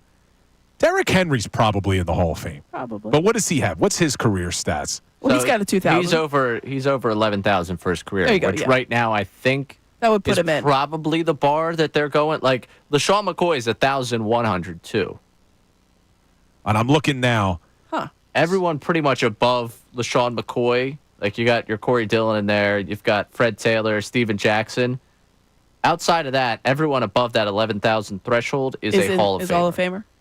Yeah, and I'm looking at Some of the names you just named, I would not consider Hall of Fame. Right, and those are the ones that above 11,000 that have not Yeah, gotten. they're in that 10,000 range, but not 11,000. No, they have 11,000. They're just not They Hall do. of Famers. Fred Taylor has 11,695. He's not in the Hall of Fame yet. Maybe he gets there. Steven Jackson, 11,438 is not in the Hall of Fame. Corey Dillon, 11,241. He's not in the Hall of Fame. And then Ray's correct. The only other player that has 11,000 not there is LaShawn. LaShawn's got a shot. Should got add a shot. Frank Gore, also not a Hall of Famer yet. Oh, wow. He's at 16,000. Yeah, I would imagine yeah. that And one. He's in. Adrian Peterson, too, is close That's a to lot. 15,000. Stop. Yeah. Those two guys are in. But All I'm the just other saying, the close to 11,000, it seems like maybe 12,000 guarantees you. Yeah, That you're spot? definitely And then if you have if you're a 12,000 career, and then you also have a 2,000-yard season, I think that would put you in. Right. So Saquon's right now sitting somewhere in the 7,000s. Probably needs to do this for a couple more years. Yeah, let's hope he does. Yeah, they're looking at 5 seasons of some really good 4 to numbers. 5. Yeah. So It'll be interesting. his career ended right now. What would you do? Yeah, it would 6-0. be interesting. But the bigger question is about just this Sunday. What do the Philadelphia Eagles do on Sunday? And I said to you guys what we would do, but what would you do if you were the Eagles? What do you think they're going to do? Not what would you do, but what would they do? I think the Eagles are resting him. Ray, you think the Sirianni and the Eagles are going to rest him? I think they were praying that things went differently and they still had the outcome for the top seed. All of this, now listening back to it, was like, oh, let the Packers take care of business later and let this thing set up where we're playing for the number 1 seed next week and it doesn't become an issue of whether or not we're playing for a record. I think that in their ideal world, this never happened. I don't think they play him, but I think if you were giving them truth serum at 4 whatever when they were doing the pressers yesterday, it was like, We left ourselves the go option. Pack, go. Yeah. Yeah, they were hoping that Week 18 mattered and then the decision becomes easier. But, Amy, you're Nick Sirianni. What do you think he's doing? You think they're resting them next week? I do think he's resting him. I think that we've seen him, and he has taken different approaches, but the one thing he's been consistent with is rest equals health, and that's paramount for this team. And they know what it takes to get to the Super Bowl. They know what it takes to have a successful postseason and to really set themselves up for success. I think he rests. I think I agree with you. I think that's what they're going to do. They're so big on the rest, like you said. I mean, all season with the rest days and the load management days, exactly. It just would go against all of their beliefs, I think, to play them in what would be a meaningless game. But what if Nick Sirianni goes into the running back room? Hey, Saquon, what's up? Saquon, I know it's your call. Well, Lane, Jordan, Cam, they all say that they're in. You in? Yeah. It's a whole encompassing conversation. But that's why I don't even think they ask the players. I think Sirianni just goes to them and says, listen, I know a lot of people want to play. Like, well, what do you want to do? But we're not going to do it. What do you want to do? So we'll continue this conversation. We're in the home stretch. It's been a fun show. We got a full board. A lot of people want to give their opinions. We'll get to all your calls, all your texts, and we'll continue this conversation coming up next. Fanatic Sports Update. Hey, hat and t-shirt game. I'm Ray Dunn. This update is brought to you by the New Jersey Division of Highway Traffic Safety. Did you know that driving under the influence of marijuana is illegal? Drive high, get a DUI. A message from the New Jersey Division of Highway Traffic Safety. The Eagles won the NFC's with a 41-7 win over the Cowboys on Sunday. Kenny Pickett and Tanner McKe each accounted for 2 touchdowns. Big story, of course, Saquon Barkley's 167 yards on the ground, putting him over 2,000 yards for the season, within 101 yards from Eric Dickerson's single-season rushing record. Barkley talked post-game about being involved in his first hat and t-shirt game. Yeah, it's cool. I'm not going to downplay it, but like I said, at the end of the day, you're not going to get remembered for being the 2024 NFC's division champs. I'm happy. My first hat and t-shirt game, I didn't even know it was a thing, to be honest. So I'm happy to be part of that, and we did it as a team, but we all know what the goal is. He didn't know it was a thing because he played for the Giants. That team, the Eagles, will play in Week 18 in what is a rather meaningless game. Totally meaningless if you look at the standings, but does have meaning if you are looking for Saquon to chase that record. The game is Sunday at 1 o'clock. We'll be talking all week about who should and shouldn't play in that game. Elsewhere, 76ers won again Saturday, beat the Jazz. Now, winners of 8 of their last 11. Sixers back in action tonight against the Trailblazers at 10 o'clock. You can listen to the game right here on 97.5 The Fanatic. I'm Ray Dunn, the home of the 76ers and the Flyers, 97.5 The Fanatic and 97.5thefanatic.com. Andrew Ditch.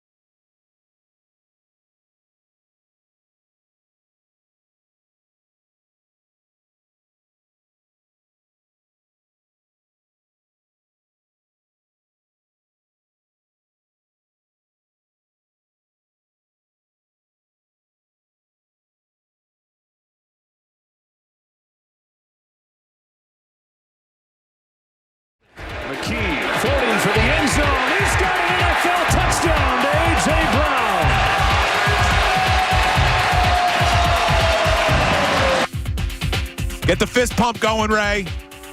This is our hype-up song. Ray likes to drop this one. Was that the touchdown from McKe to A.J. that A.J. then threw into the crowd? Oh, them trying to get that back. That was great video. I saw that. Yeah, that was good. So the guy gave it back, and then he ended up getting a signed A.J. Brown jersey right off of A.J.'s back. That was pretty cool. But I was surprised. Like, everyone knew on the field that was Tanner McKee's first touchdown pass, and A.J. launches it, man. What are you doing? A.J. Brown tossing that ball in the stands proves he's not a good teammate, not a good leader for this team. 610-632-0975. All right, Ray's being sarcastic before anybody loses their mind. You never know in this city. If you're on another station, maybe you'd be accurate with that question. But anyway, that 1 o'clock hour was brought to you by Ferguson HVAC Lyon Conklin. Attention HVAC contractors for equipment, parts, and supplies for every heating and cooling job. Visit one of Ferguson's counter locations in Ben Salem, King of Prussia, Pensauken, or Westchester. And we're still in the 1 o'clock hour, and we're still talking about what should the Philadelphia Eagles do as Saquon Barkley is only 101 yards away from the record. There's a lot of people who want to weigh in on this conversation. Let's get back to the phones. My man Steve from Bryn Mawr. What's up, Steve? Hi, good afternoon to both of you. My first comment is the fact that I remember Sirianni actually talking to Saquon during the Giants game, and Saquon responded, well, I'll let the other guys eat. So I just think for a coach that relies on motivation, that he would absolutely want Saquon to play. Secondly, I also believe that because they're playing the Giants do not have any reason whatsoever to hurt Saquon. You won't see a cheap shot. You won't see anything like that. And I bet he gets the record in the first half. So I don't think that anyone on the Giants would try to cheap shot Saquon. But that doesn't mean that there's not a risk of injury. This is football. This is the NFL.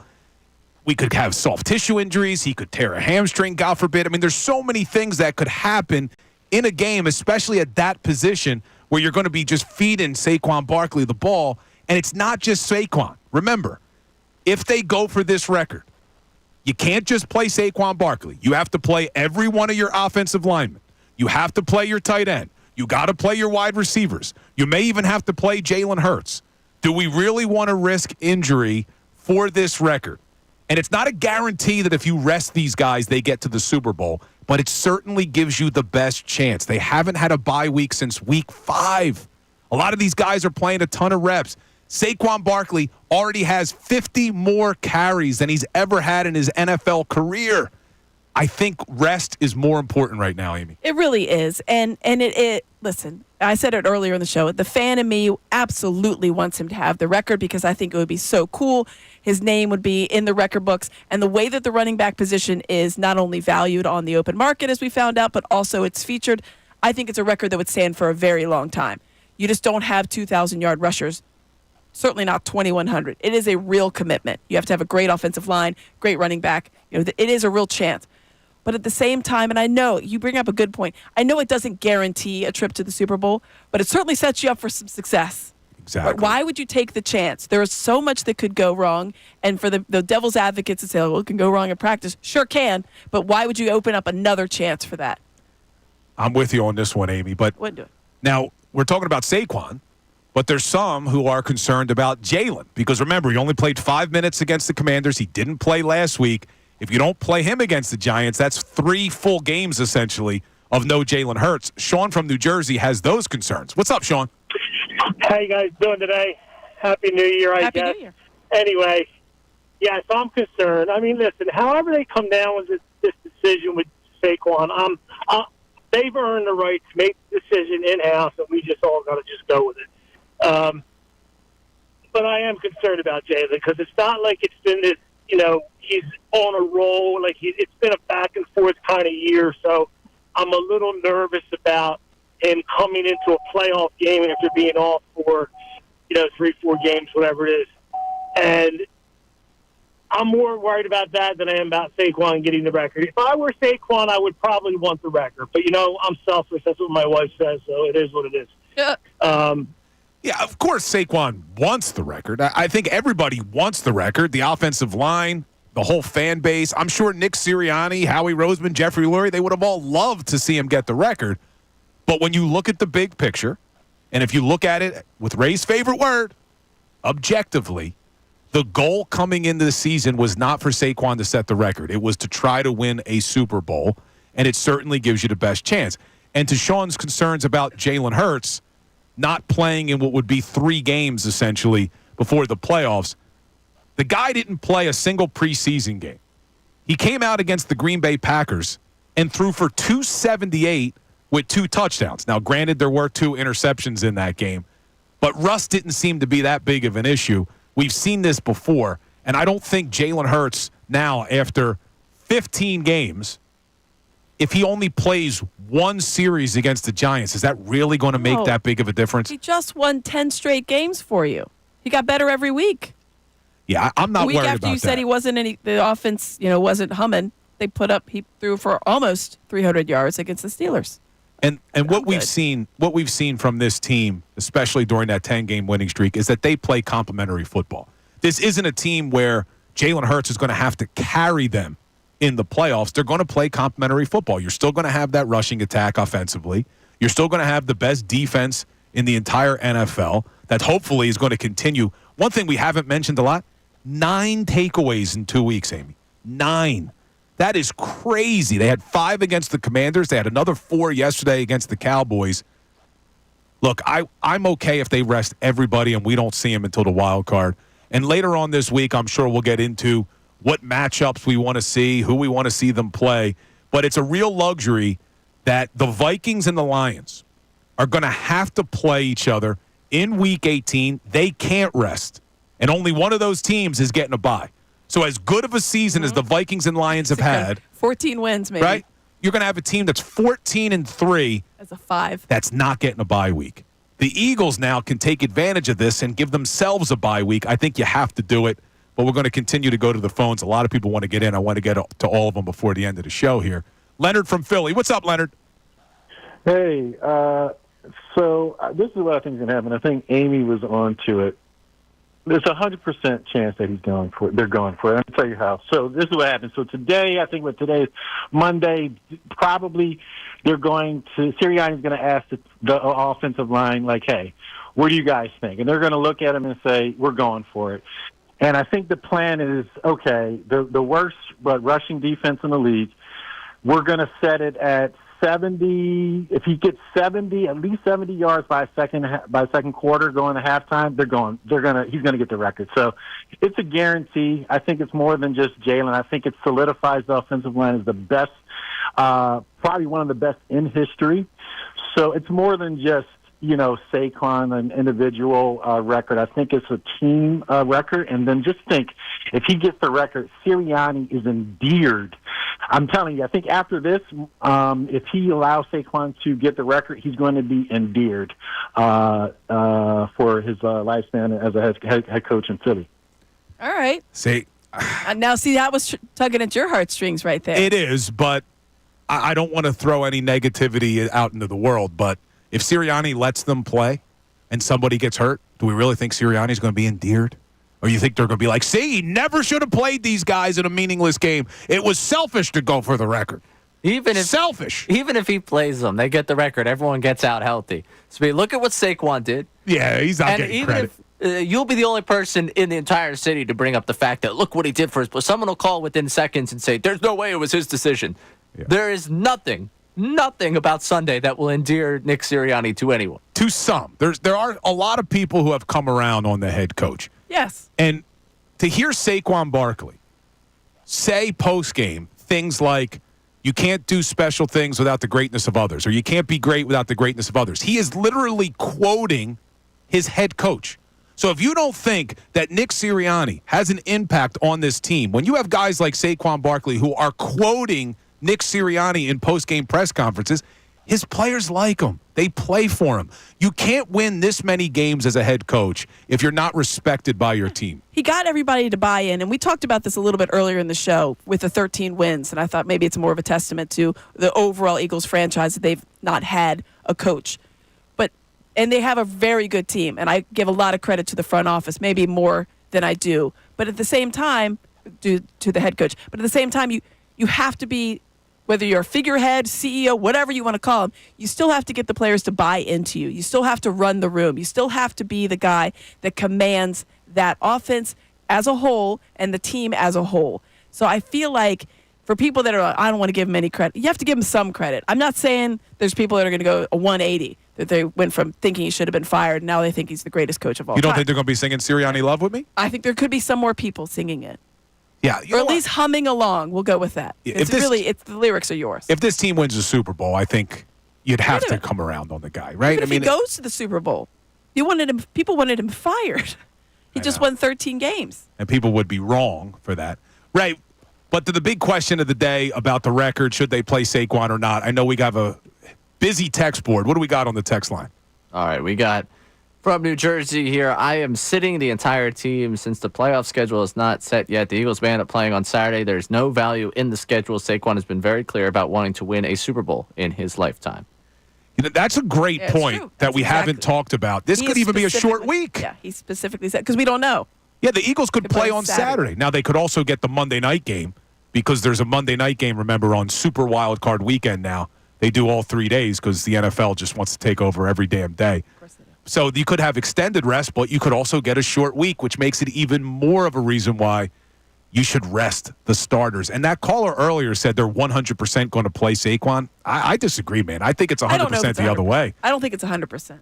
We'll see. Is Sirianni speaking today, Ray? 3:15, I believe. All right, so keep it here. You got Tyrone, Ricky, and Silvana coming up, and they'll play Sirianni's presser for you in its entirety. But we got more callers on the line and want to weigh in on this. Antoine from California. What's up, Antoine? Hey, greetings and happy holidays to y'all. Same to you, my man.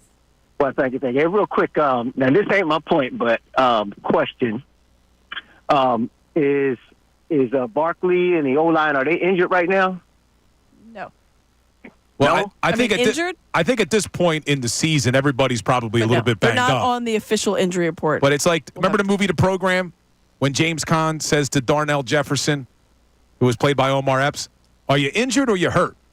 And he says, what's the difference? Well, if you're injured, you can't play. If you're hurt, you can. Yeah. So they're probably hurt, but they're not injured. Okay, so they're not injured. If they rest, are they getting paid? They'll get paid even if they rest.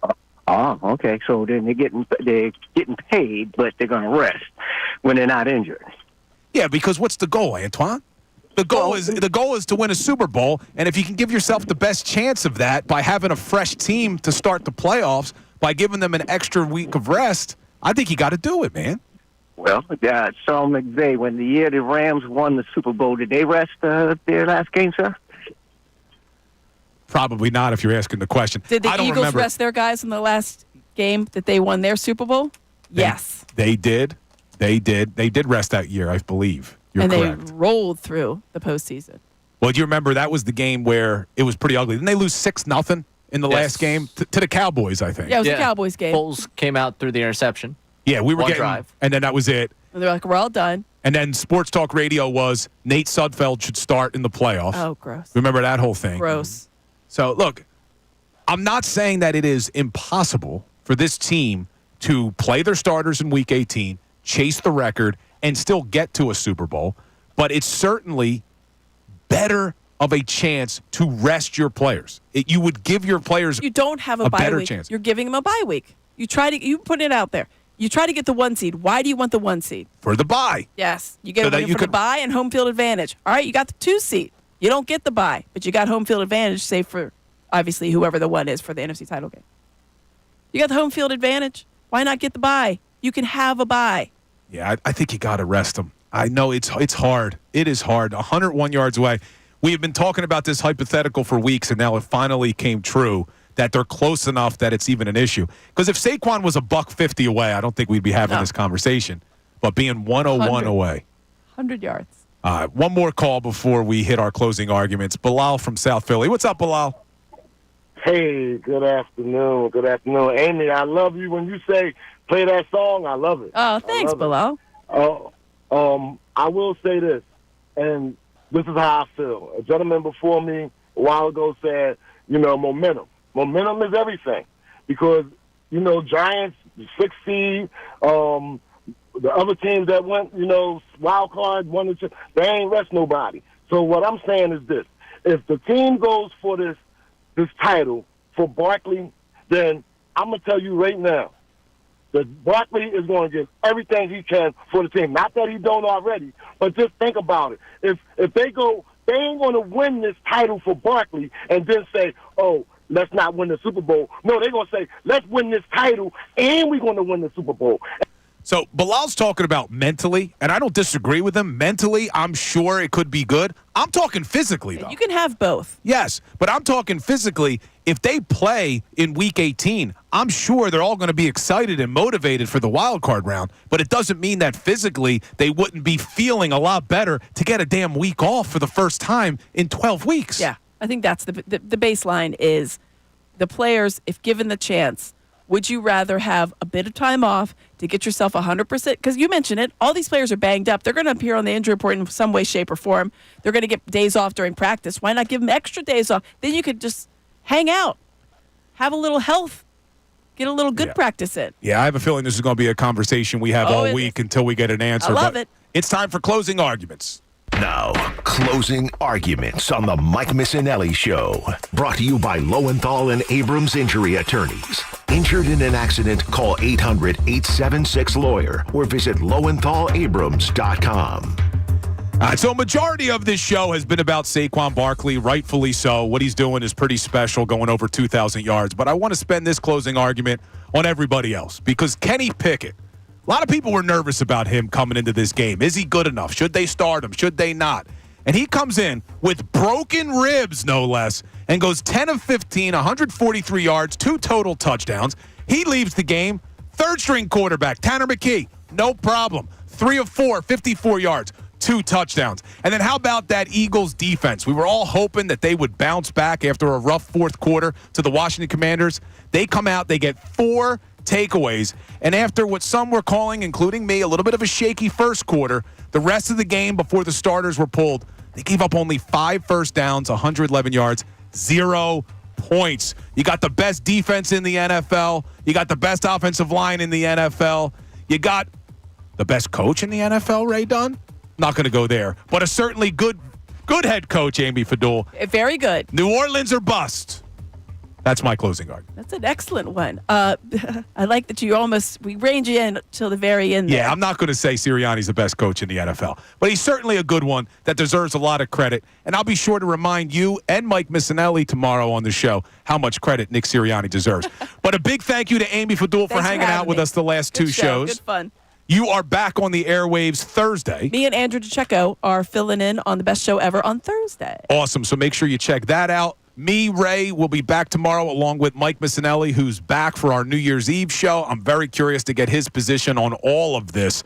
The Eagles, Saquon Barkley, who we want in the playoffs. There's a lot to talk about.